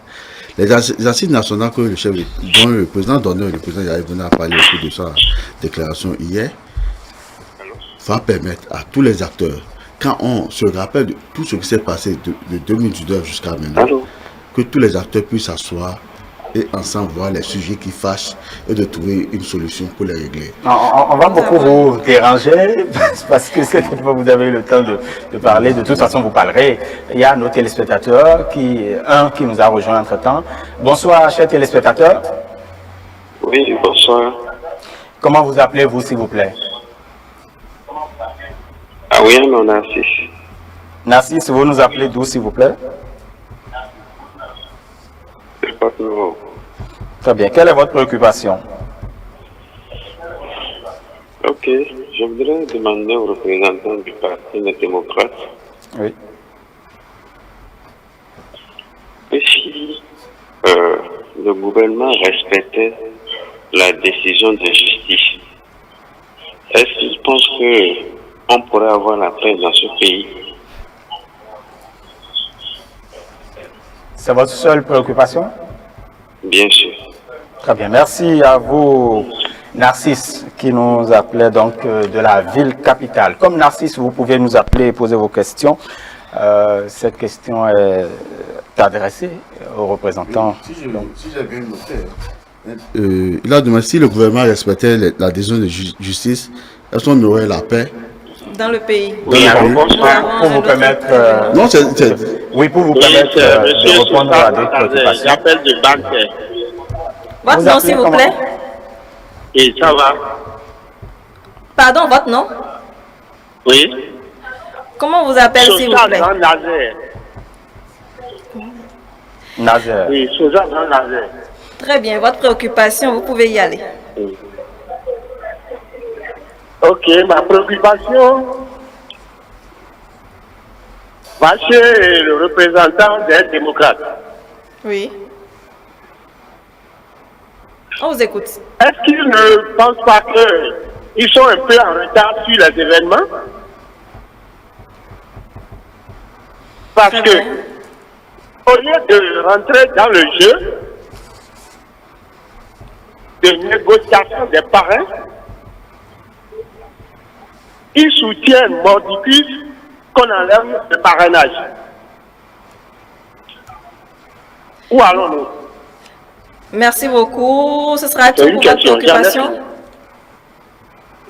Merci donc à Nazer qui nous appelait depuis Banté. Merci. Vous pouvez nous appeler toujours comme Nazer et Narcisse pour exposer bien évidemment vos préoccupations à l'endroit de notre plateau. Il y a un autre téléspectateur. Bonsoir. Bonsoir, chers téléspectateurs. Comment vous appelez-vous? Oui, je m'appelle Christian Adam. Christian, vous nous appelez d'où? Je vous appelle de Freddy. Allez à votre préoccupation, s'il vous plaît. Oui, ma préoccupation c'est celle-ci. Et le représentant des démocrates tout à l'heure, à l'instant, lui, il ne croit plus aux députés de la 7e mandature. Il ne reconnaît pas leur légitimité. Bon, pour moi, je me demande pourquoi ils se sont conformés aux lois en abandonnant le réfléchir. Pourquoi? Merci beaucoup, Christian. Alors, je pense que c'est beaucoup plus le représentant des partis, les démocrates, qui est donc indexé sur ce plateau, Kama Wasangari. Oui, d'abord, je suis très content. Juste pour que les gens ont beaucoup d'intérêt pour le parti, les démocrates. Et on va encore vous arrêter. Peut-être on fera une petite pause après pour lui permettre de répondre aux préoccupations. Bonjour, monsieur. Oui, bonjour le plateau. Bonsoir le plateau. Oui, donnez-nous votre nom, s'il vous plaît. Oui, c'est Touré Machuidi. J'appelle depuis Cotonou. Très bien, vous êtes à Cotonou. Quelle est votre préoccupation? Oui, ma préoccupation, c'est pour les démocrates, pour le président d'honneur, le président Yaïboni. Oui, donc il faut écouter ce que les démocrates aussi proposent comme proposition. Tout juste pour pouvoir préserver le pays, pour ne pas créer du désordre comme ce qui s'est passé auparavant. Merci beaucoup, M. Touré. Oui, ce sera pour tout. le bien de tout le pays, quoi. Très bien, c'est noté. Merci à vous et restez donc avec nous. On fera une petite pause pour permettre à Kama Wasangari de répondre donc à toutes ces préoccupations. Merci beaucoup. Je disais tantôt que je suis très content que la plupart des questions puissent être adressées aux démocrates. Ceci démontre l'intérêt que le peuple béninois a à toutes les actions que nous menons au sein de notre formation politique. Le premier intervenant demandait si le gouvernement respectait la décision de justice, est-ce qu'on pourrait avoir la paix dans le pays. Oui. Je pense que la décision de justice de la Cour africaine des droits de l'homme et des peuples va ramener à ce que les conditions qui étaient fixées, qui a permis au président Talon de se porter candidat, que ces conditions soient réunies pour que les élections puissent se faire. Ce qui veut dire, le seul élément qui bloque, c'est le système de parrainage. Ce qui veut dire que pour être candidat aux prochaines élections, ça veut dire qu'on n'aura pas besoin du parrainage. Et quand vous écoutez le chef de l'État, Patrice Talon, même au cours de sa tournée, il disait qu'il voulait que les élections soient ouvertes. Pour que les élections soient ouvertes, la seule condition qui empêche l'ouverture des élections, c'est le parrainage. Donc, si vraiment... Il a pourtant dit que le parrainage sera ouvert, accessible à tout le monde. Non, oui, quand je prends les mots qu'il a utilisés. Mais aujourd'hui, quand le débat a commencé, vous avez parlé de 14 formations politiques qu'on a actuellement au Bénin. Si on doit respecter le parrainage, qui dit qu'il faut réunir 16, ça veut dire que même les 14 formations politiques ne peuvent pas, toutes les formations politiques ne peuvent pas avoir un candidat à cause du parrainage. Or, je pense que toutes les formations politiques qui sont nées veulent conquérir le pouvoir. Donc, le parrainage d'abord empêche alors des formations politiques d'être sur le starting block des prochaines élections. Mais seuls les meilleurs seront donc... À quels critères vous avez pour déterminer le meilleur? Pour pouvoir arriver à nous avons connu en 2016 le ministre Koupaki, le ministre Abete qui ont été candidats, qui a priori, j'ai toujours pris comme de meilleurs. Et je pense, à la tête de l'État, ils peuvent faire beaucoup de choses. Mais malgré cette casquette de meilleurs, nous avons vu le score qu'ils ont fait. Ce qui veut dire que vous et moi, nous ne pouvons pas a priori dire tel est meilleur ou pas. C'est le peuple qui choisit. C'est le peuple qui choisit donc, qui est le meilleur parmi le lot. Et quand il a dit la paix. La paix. Si on respecte ça, les conditions sont déjà connues. Depuis 90, c'est les conditions qu'on respecte qui vont être appliquées. Je pense que ça, c'est gage de peur. Quand vous prenez le second intervenant, Nazaire, qui dit est-ce qu'il ne pense pas qu'ils sont en retard dans les événements? En retard, non, ce n'est pas une course de vitesse. Il y a des points qu'on a évoqués et les points évoqués vont être discutés. De toute façon, rien n'est figé. Beaucoup de choses vont bouger. D'ici là, vous allez voir. En fait, il estime que si vous n'allez pas vers le parrainage, si vous n'allez pas vers les parrains, vous allez prendre du retard. C'est comme quelqu'un qui veut aller à une compétition avec un adversaire et il a ses armes et qu'il y a discuté.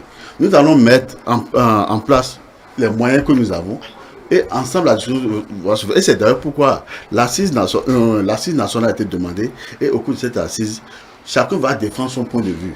Parce que c'est seulement des discussions que nous pouvons trouver une porte de sortie.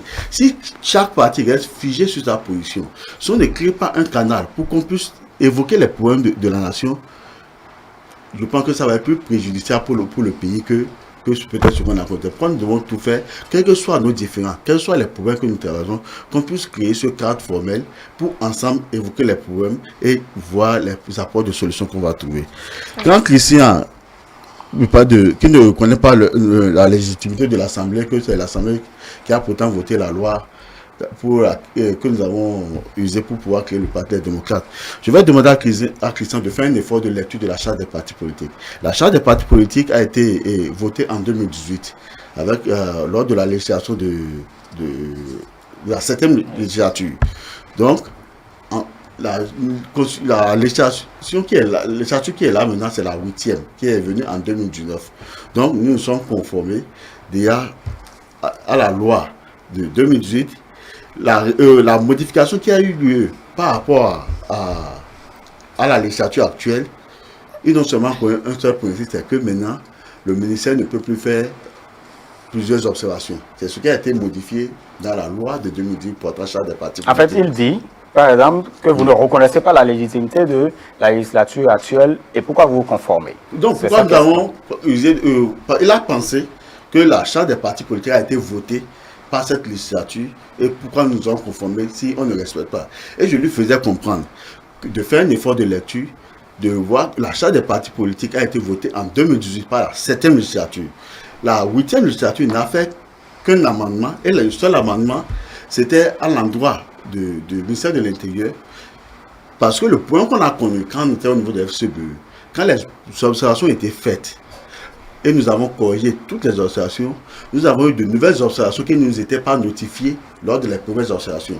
Donc la motivation qu'ils ont eu à faire, ils ont précisé que le ministère de l'Intérieur ne peut pas faire de nouvelles observations après. Mais quand je prends le dossier des démocrates lors de la création de notre parti, nous avons eu des observations que nous avons corrigées. Mais la dernière observation qui était faite était une observation qui était là dans nos premiers dossiers. Et ils nous ont fait une nouvelle observation. Ce qui veut dire que j'ai compris que le ministère même n'a pas tenu compte des observations opérées par, des modifications opérées par la 8e législature. Ils ont fait comme ils avaient eu à le faire en temps. Mais nous avons corrigé. Donc, de toute façon, malheureusement, ils ne sont pas là pour pouvoir... De toute façon, quels soient les députés qui sont là, nous avons voulu créer un cadre pour que nos militants puissent s'exprimer sur le terrain. Parce que ce que les gens oublient, même dans les années antérieures, dans les pays où il y a eu de grandes révolutions, même les lois scélérates qu'il y a eu, j'ai bien suivi, au niveau de la télé, quand on parle de la Shoah, c'était basé même quand Hitler était là, il y avait des lois que les gens combattaient. Mais même si vous combattez, il y a des lois, vous pouvez combattre ces lois. Même en vous appliquant, vous pouvez dire que cette disposition n'est pas contre la preuve. La loi sur la criette, quand il n'avait pas le double degré de juridiction, les gens condamnés. Mais aujourd'hui, ils étaient obligés d'aller pour faire on va Merci. permettre. donc, c'est pas parce que la loi Je est pense votée que- que si vous avez des amendements, des critiques à faire, que vous ne le faites pas. Vous le faites, mais en restant dans un cadre légal. Et quand eux-mêmes se rendent compte que ce qu'ils ont fait, il y a des dispositifs qu'il faut voir, ils vont bien. On va permettre à d'autres téléspectateurs hein, de nous joindre. Les préoccupations ont été donc à l'endroit de représentants comme eux-mêmes ils le disent si bien. D'autres téléspectateurs, vous pouvez nous appeler hein, vos préoccupations, vos questions, donc vous allez pouvoir les poser et notre plateau va pouvoir y répondre convenablement. Mais Tchefa, justement, on parle de cette assise nationale. Ça revient toujours. Oui, moi je dis, il n'y a jamais en politique de dialogue de trop. Il faut toujours discuter quand on pense qu'il y a des choses à régler. Et un pays dans lequel il n'y a rien à régler et tout est parfait, c'est donc dans un pays comme celui-là qui ne peut pas avoir dialogue, ce pays-là n'existe pas. Pourquoi? Parce que l'une des caractéristiques majeures de ce qu'on appelle arène politique, ce sont les conflits, ce sont les dissensions, ce sont les divergences de points de vue. Est-ce qu'on a besoin forcément d'une assise nationale pour dialoguer? Bon, moi, c'est pas moi qui définis le format. Hein. Ce que je sais, c'est que c'est toujours bien de discuter. Même dans les plus grandes démocraties, ça se fait. Surtout à l'approche des élections. Il y a la loi, mais une loi ne prévoit pas tout.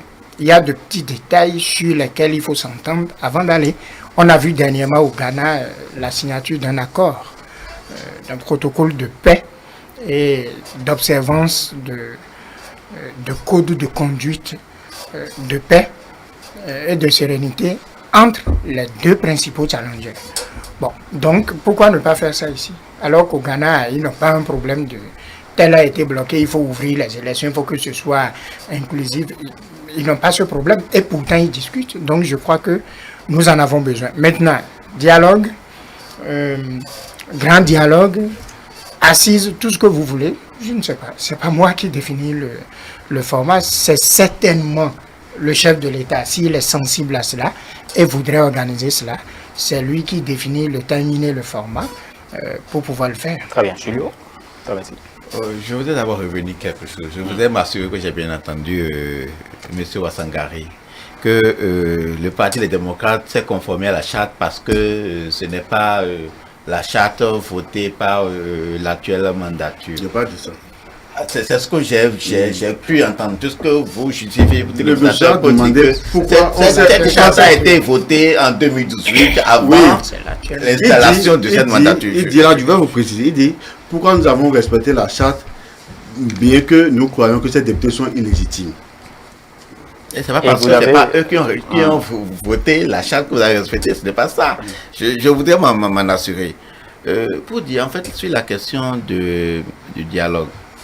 Le dialogue, comme l'a dit, le premier secrétaire exécutif du parti FCBE, c'est d'abord une question de volonté.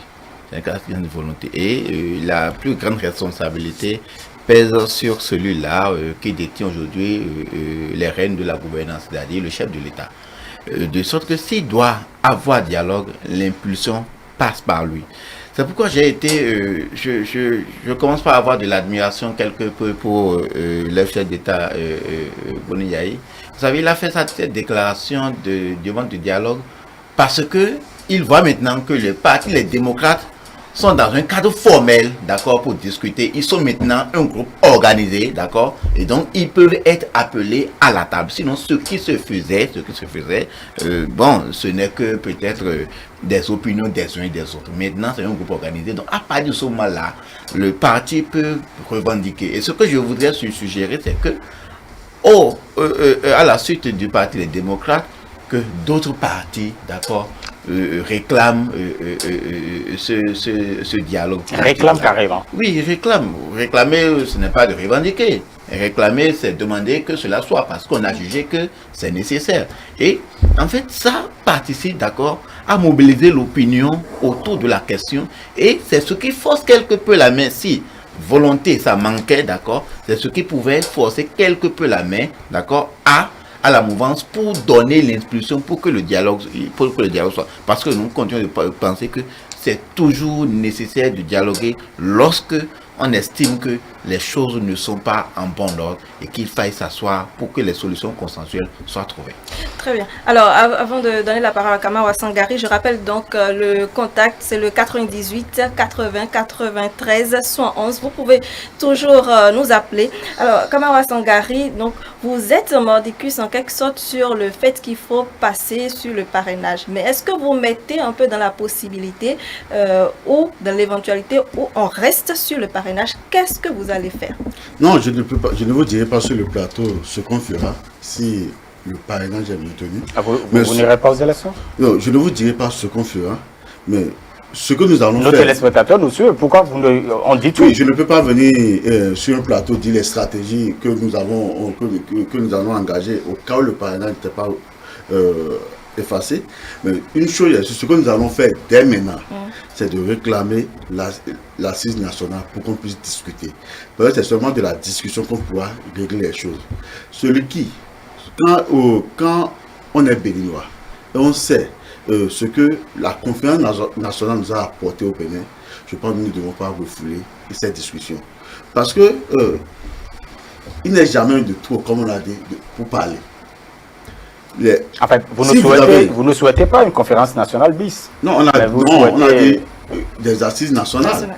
Le plus important pour nous, c'est que tous les acteurs puissent s'asseoir et parler. Vous savez, la conférence nationale avait un champ beaucoup plus large. Parce qu'il y avait un problème. Il y avait la banqueroute, il y avait un certain nombre de choses. Vous savez, on a connu des pays qui ont vécu les mêmes situations que le Bénin en cette période, mais qui ne sont pas allés à une conférence nationale. Mais c'est un génie, ça a été une nouveauté pour le Bénin. Et ça a marché pour le Bénin. Donc, il n'est jamais de trop qu'on puisse s'asseoir et parler. Très bien. Et c'est à partir de quand vous allez commencer à laisser passer ou bien oublier le fait de... Non, discutons d'abord. On va prendre un téléspectateur. Bonsoir, cher téléspectateur. Allô. Bonsoir. Oui, bonsoir. Comment vous appelez-vous, s'il vous plaît? Je vais bien, je vous. Nous allons bien aussi. Comment vous appelez-vous, s'il vous plaît? Mon nom c'est Sou Parfait. Vous nous appelez d'où? Je vous appelle de Révier. Très bien. Votre préoccupation?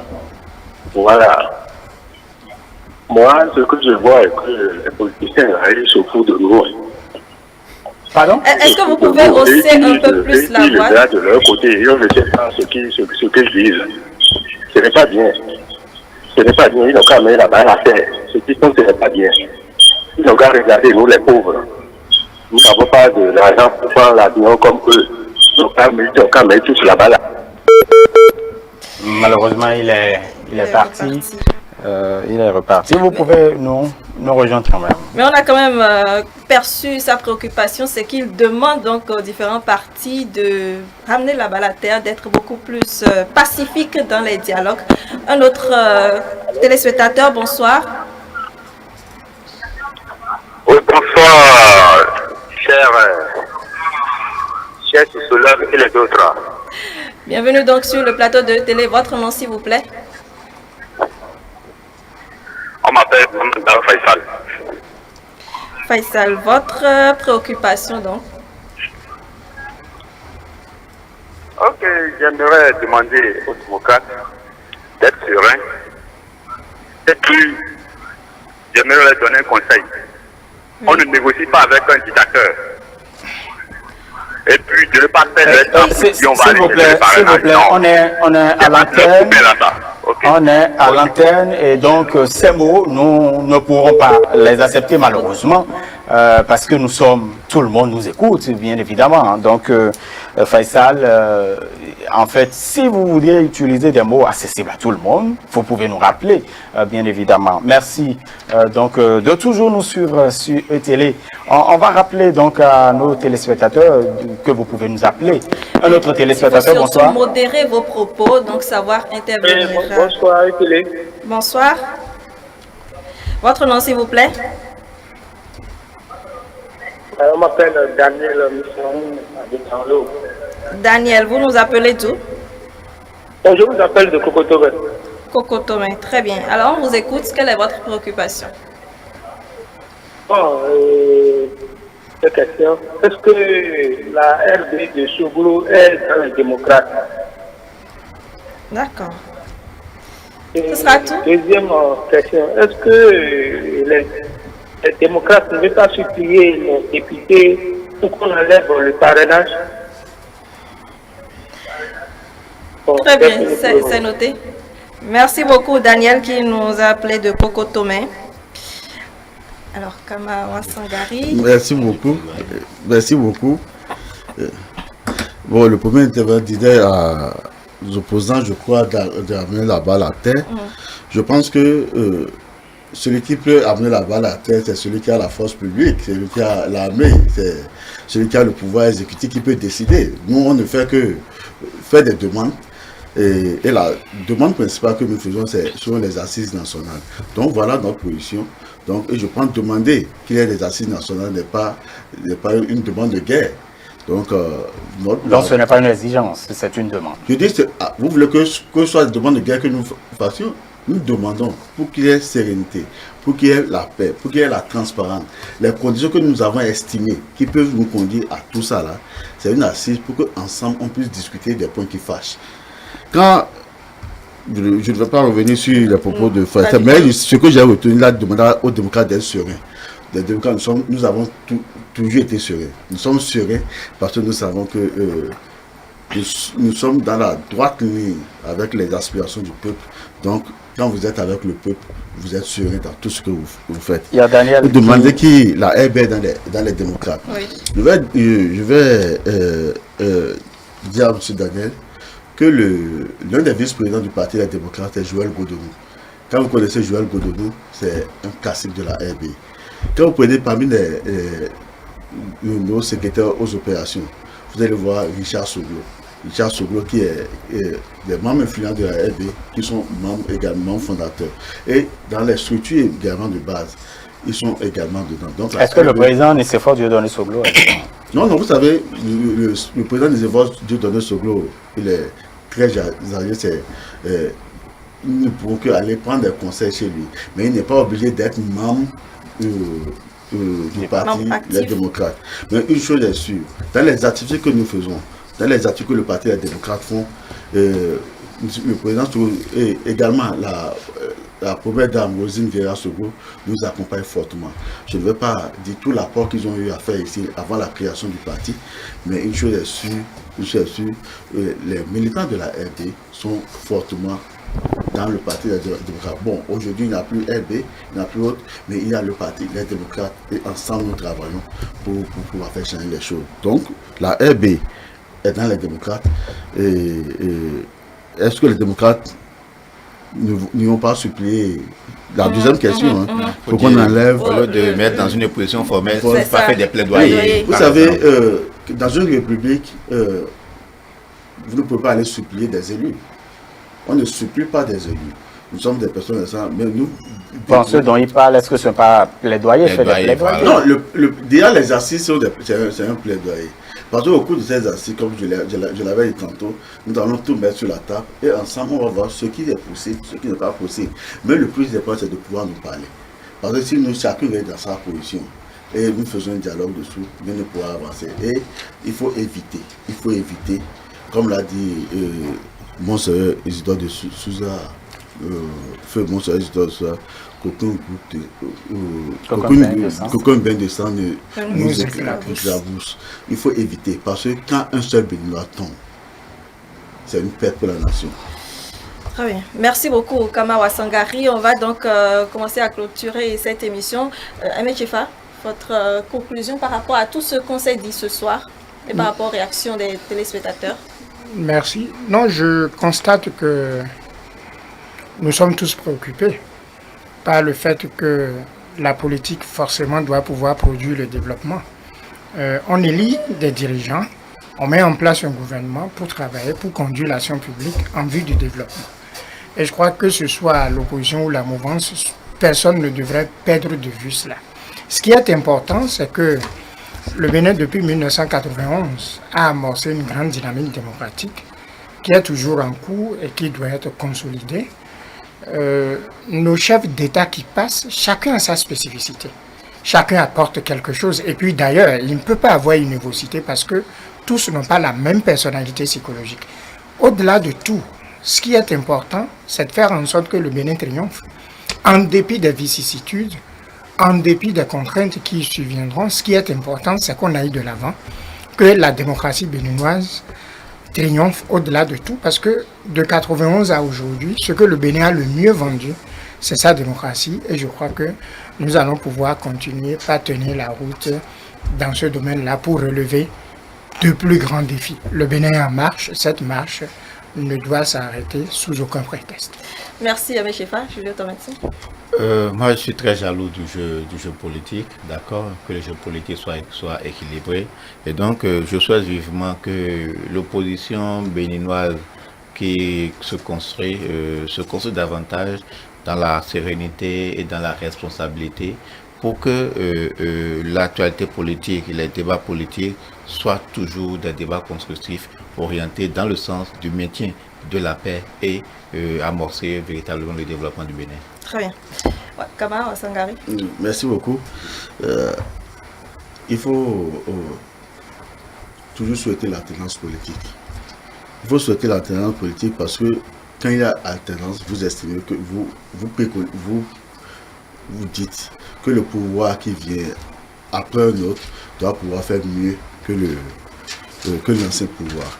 Donc c'est dans ce cas que chaque Béninois, nous devons pouvoir travailler pour qu'il y ait, dans les délais que nous sommes fixés, qu'on puisse vraiment évoluer. Bon, il faut également dire, tous les Béninois, quelle que soit leur position politique, quel que soit le candidat qui compte soutenir, doivent toujours dire qu'ils sont des Béninois. Et nous ne devons rien faire. Bon, je crois que je vais vous arrêter sur votre mot de fin. On était déjà presque à la fin, on nous donne encore quelques temps pour pouvoir continuer. Donc, on pourrait toujours dire à nos téléspectateurs qui peuvent nous appeler. Encore, nous avons encore quelques minutes à passer avec vous. Je sais que pour la République, vous travaillez toujours. Hein. Oui, bon, si nous avons encore quelques temps. Le sujet pour lequel nous sommes là, c'était peut-être que compte faire l'opposition pour que les élections puissent se passer de façon... bon, mis à part les revendications. Oui, il y a des organisations qui se mettent en place. Ce n'est pas l'opposition qui organise les élections. Non, j'ai dit il y a une organisation qui se met en place.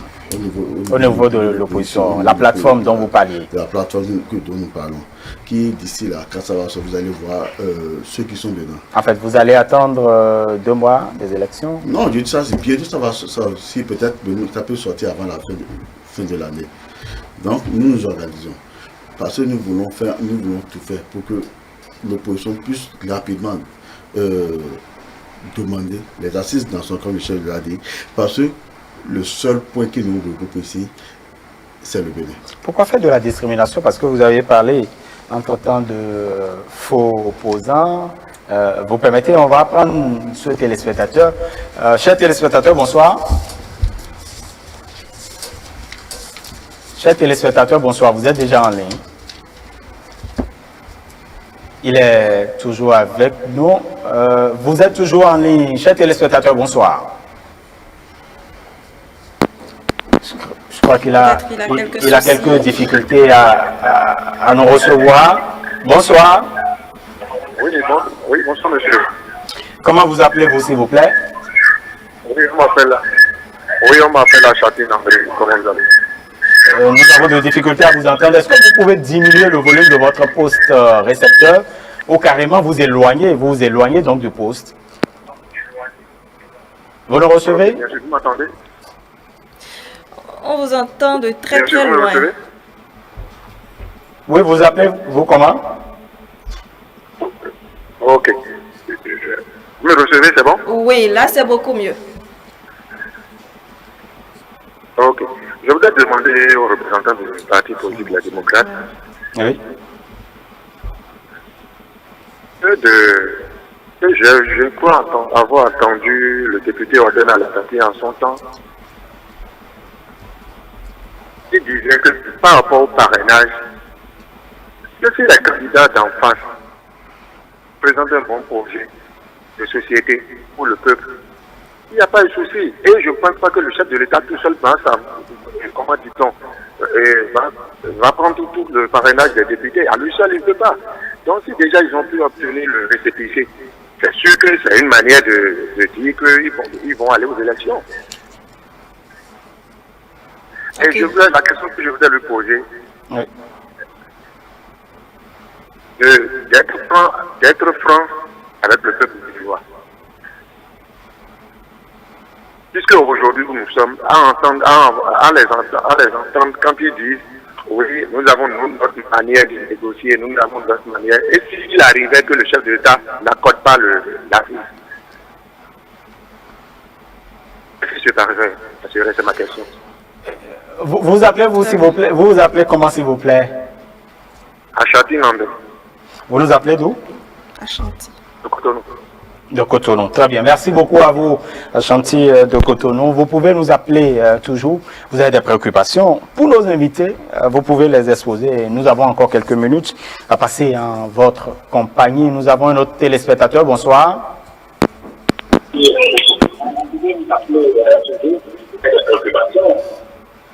Comment vous appelez-vous, s'il vous plaît? Oui, bonsoir. C'est M. Adoukonou Antoine. Antoine Adoukonou, vous nous appelez d'où? Je vous appelle de Cocotomin. Très bien, allez à votre préoccupation. Bon, j'ai assez de préoccupations, mais je voudrais dire seulement une seule chose à M. Wassangari. De comprendre que ce n'est pas seulement les assises nationales qui permettent d'avoir la paix dans un pays. Le fait d'accepter aussi les principes de la démocratie, les règles qui sont des règles préétablies, qui parfois peuvent ne pas être en notre faveur, et de se préparer pour renverser la tendance, aussi fait partie des éléments forts qui amènent à la paix dans un pays. Si vous vous rappelez bien les conditions dans lesquelles on a fait le chaos dans ce pays, où l'opposition, bien qu'étant majoritaire à l'Assemblée nationale, a voté une loi d'abrogation sur la répit.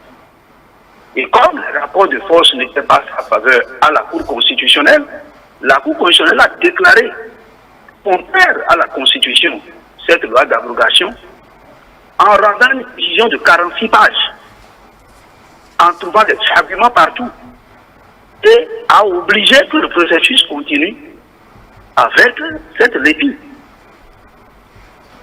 Et parvenir, cette Cour n'a pas été capable de dire le nombre d'inscrits sur ce fichier-là avant de proclamer le chaos. Évidemment, moi j'étais dans la coordination des organisations, même le jour de l'élection, les gens s'inscrivaient dans des registres parallèles.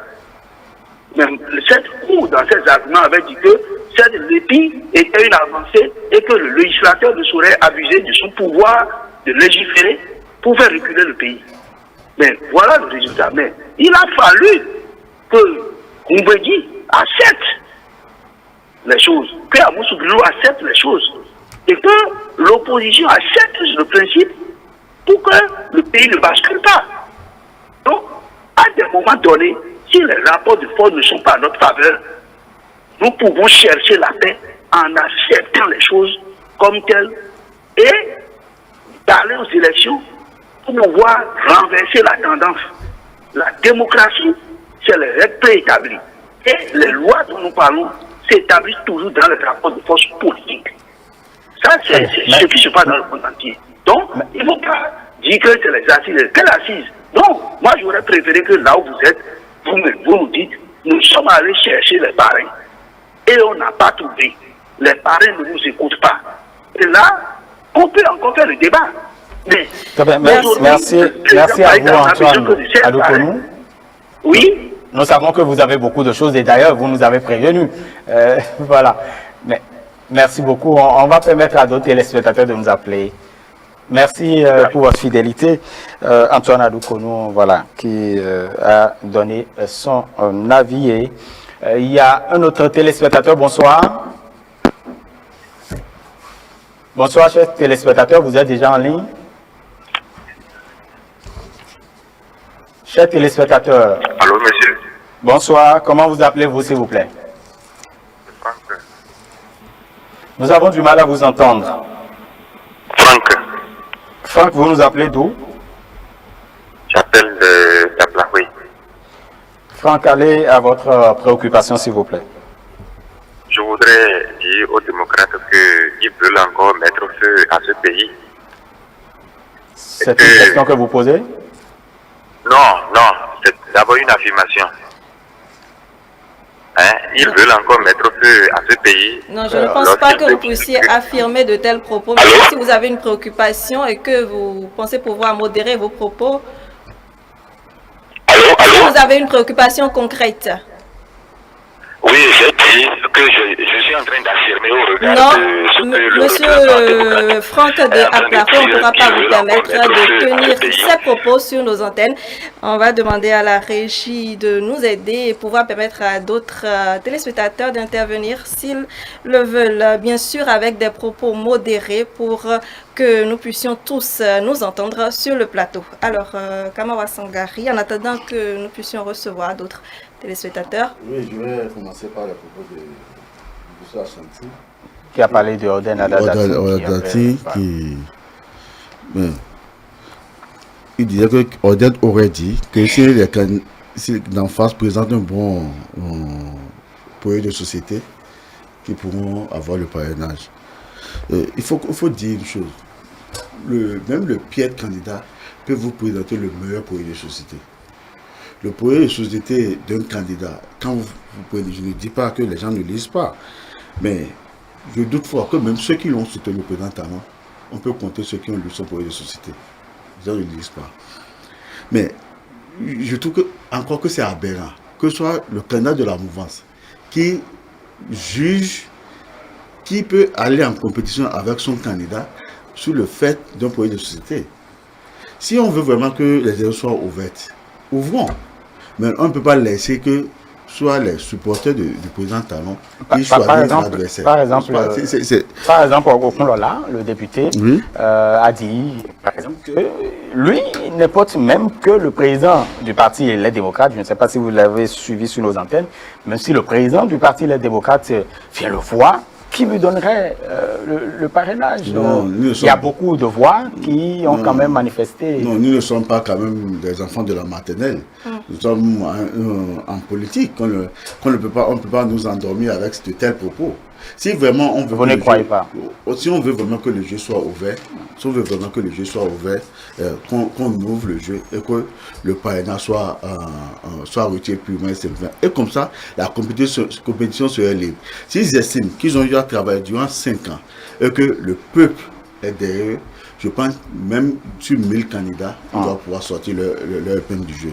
Donc on ne nous dit pas qu'ils vont choisir qui vont parrainer un candidat qui est autre, celui pour qui ils ont travaillé pour que le pays, selon eux, puisse aller de l'avant. Très bien. Avant de vous retrouver, Kamawa Sangari, il y a tout de même Antoine Adoukonou qui a rappelé un peu ce qui s'est passé par exemple en 2011 avec la LEPI et qui trouve que une assise nationale ne pourrait certainement pas régler forcément les choses.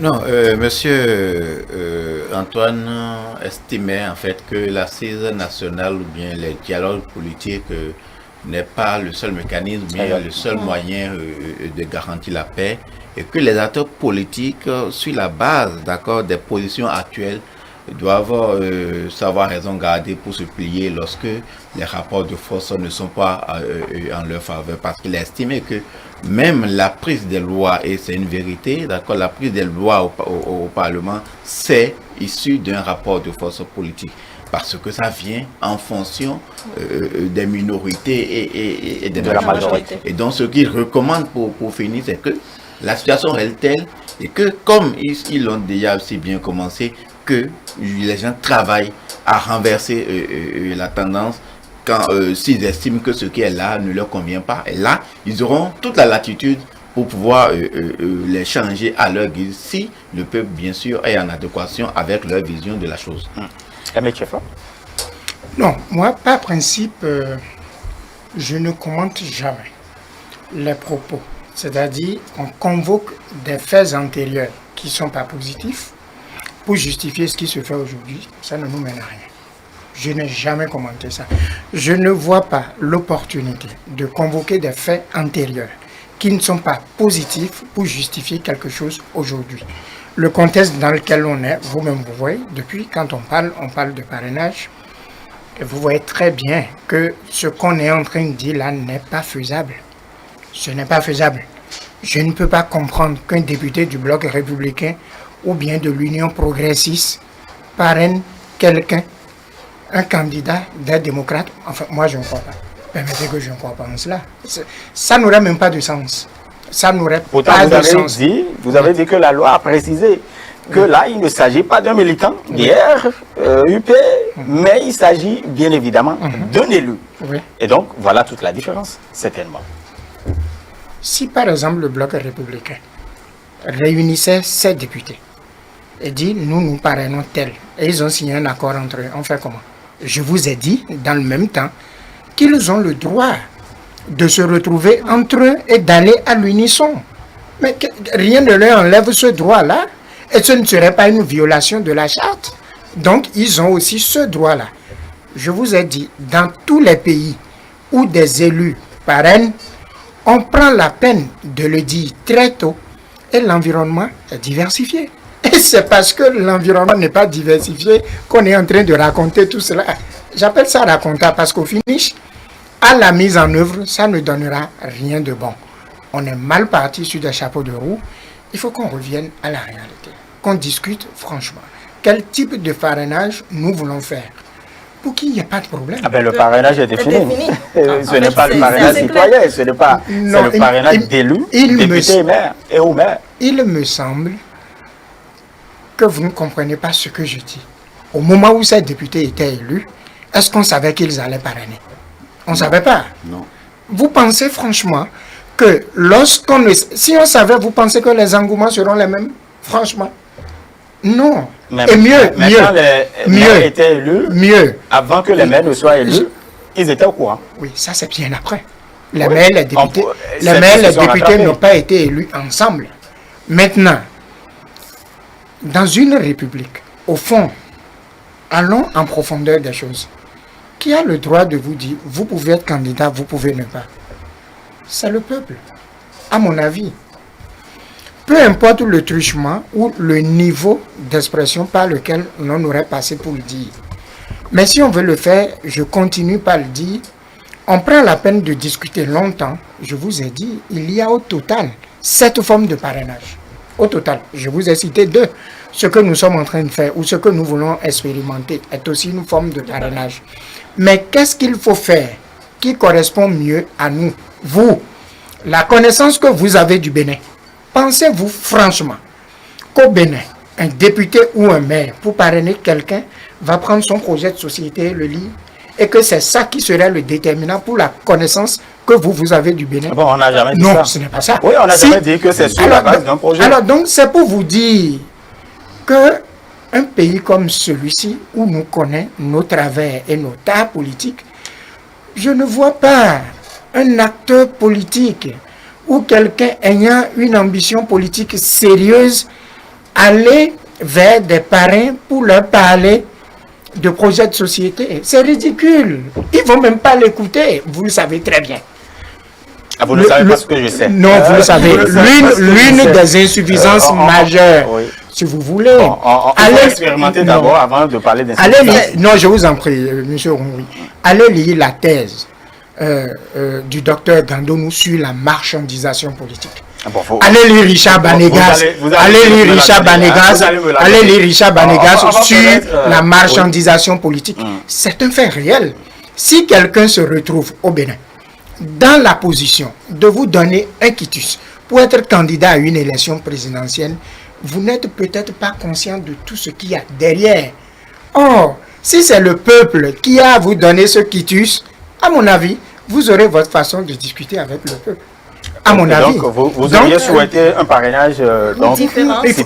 Il faut ratisser et tenir compte de nos réalités sociologiques. Voilà, maintenant, on va vraiment finir. Non, je n'étais pas intervenu sur les propos de Adou.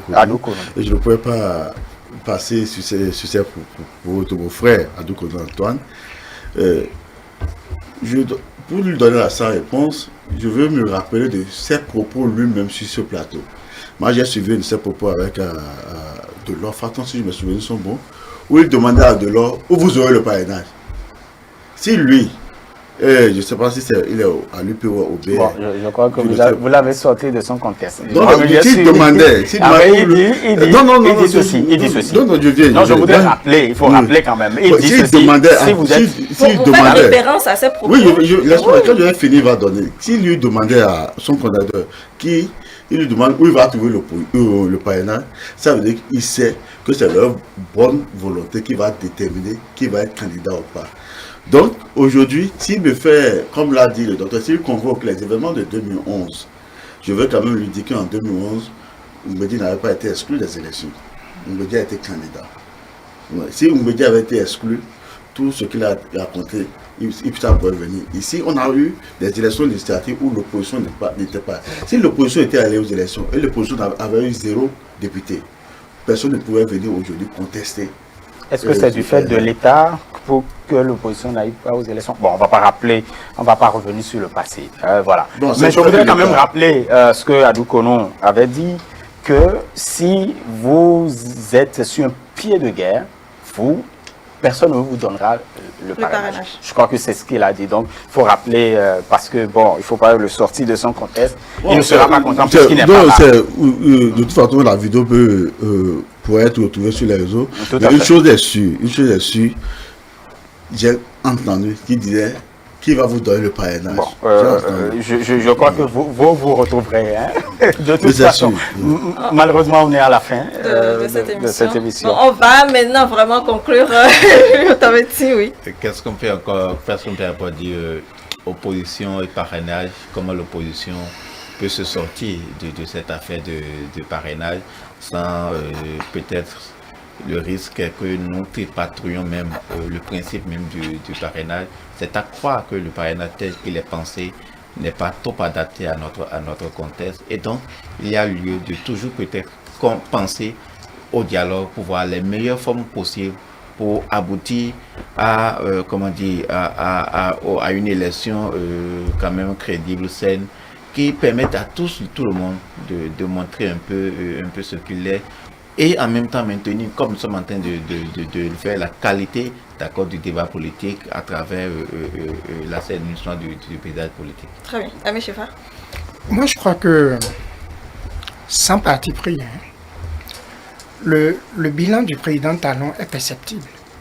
Les Béninois peuvent doiter beaucoup de choses qu'il a fait. Et puis ça, d'ailleurs, c'est entré dans notre culture politique, dans nos habitudes, depuis longtemps. Alors, je n'aimerais pas qu'une simple affaire de parrainage, parce que s'il a envie de se porter candidat, et constitutionnellement, il en a le droit, je ne parle pas de ce qu'il aurait dit ou n'aurait pas dit, je vous parle de constitutionnellement, il en a le droit. Ok? Je ne crois pas que c'est le parrainage qu'il fera gagner ou qu'il fera perdre. Ce sont ses réalisations. C'est ce qu'il a fait pour montrer au peuple que l'engagement qu'il a pris en 2016 a été respecté. Alors ne nous focalisons pas sur des choses inutiles dont nous n'avons pas besoin. C'est tout comme si vous avez une belle sortie à faire et vous vous affublez d'un boubou tellement lourd qui vous perd le temps. Je crois que il faut que les élections présidentielles de 2021 soient vraiment inclusives, qu'on donne la possibilité au peuple de se prononcer, et il se prononce toujours en sa faveur et en prenant en compte ses intérêts. De 91 à aujourd'hui, le Bénin n'a vendu que sa démocratie.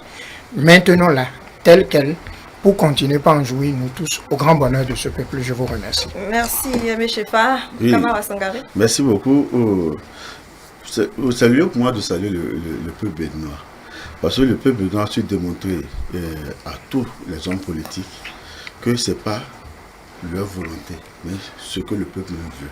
Ben, je me rappelle les propos de Cheikh Anta quand il disait pour avoir un second mandat, ce n'est pas votre bilan, mais c'est comment vous tenez les grands électeurs. Mais j'ai remarqué qu'à la fin de son mandat, il a compris. Ça, c'était aussi dans un contexte. Non, il a compris que c'est le peuple béninois qui décide. Et c'est d'ailleurs pourquoi il a initié une tournée nationale. Donc, je salue le peuple béninois pour ça. Et ça doit donner un signal fort aux hommes politiques pour dire que c'est le peuple qui décide. Quelles soient les acrobaties que nous mettons dans les différents textes de loi, nous devons savoir qu'un jour, le peuple va réclamer ses droits. Et nous devons éviter que cette réclamation de droits se fasse de façon plus dure. Le peuple demande pacifiquement ses droits. Le peuple va demander pacifiquement ses droits. Et nous ferons en sorte, nous allons travailler pour que l'alternance soit lieu en avril 2021. Voilà.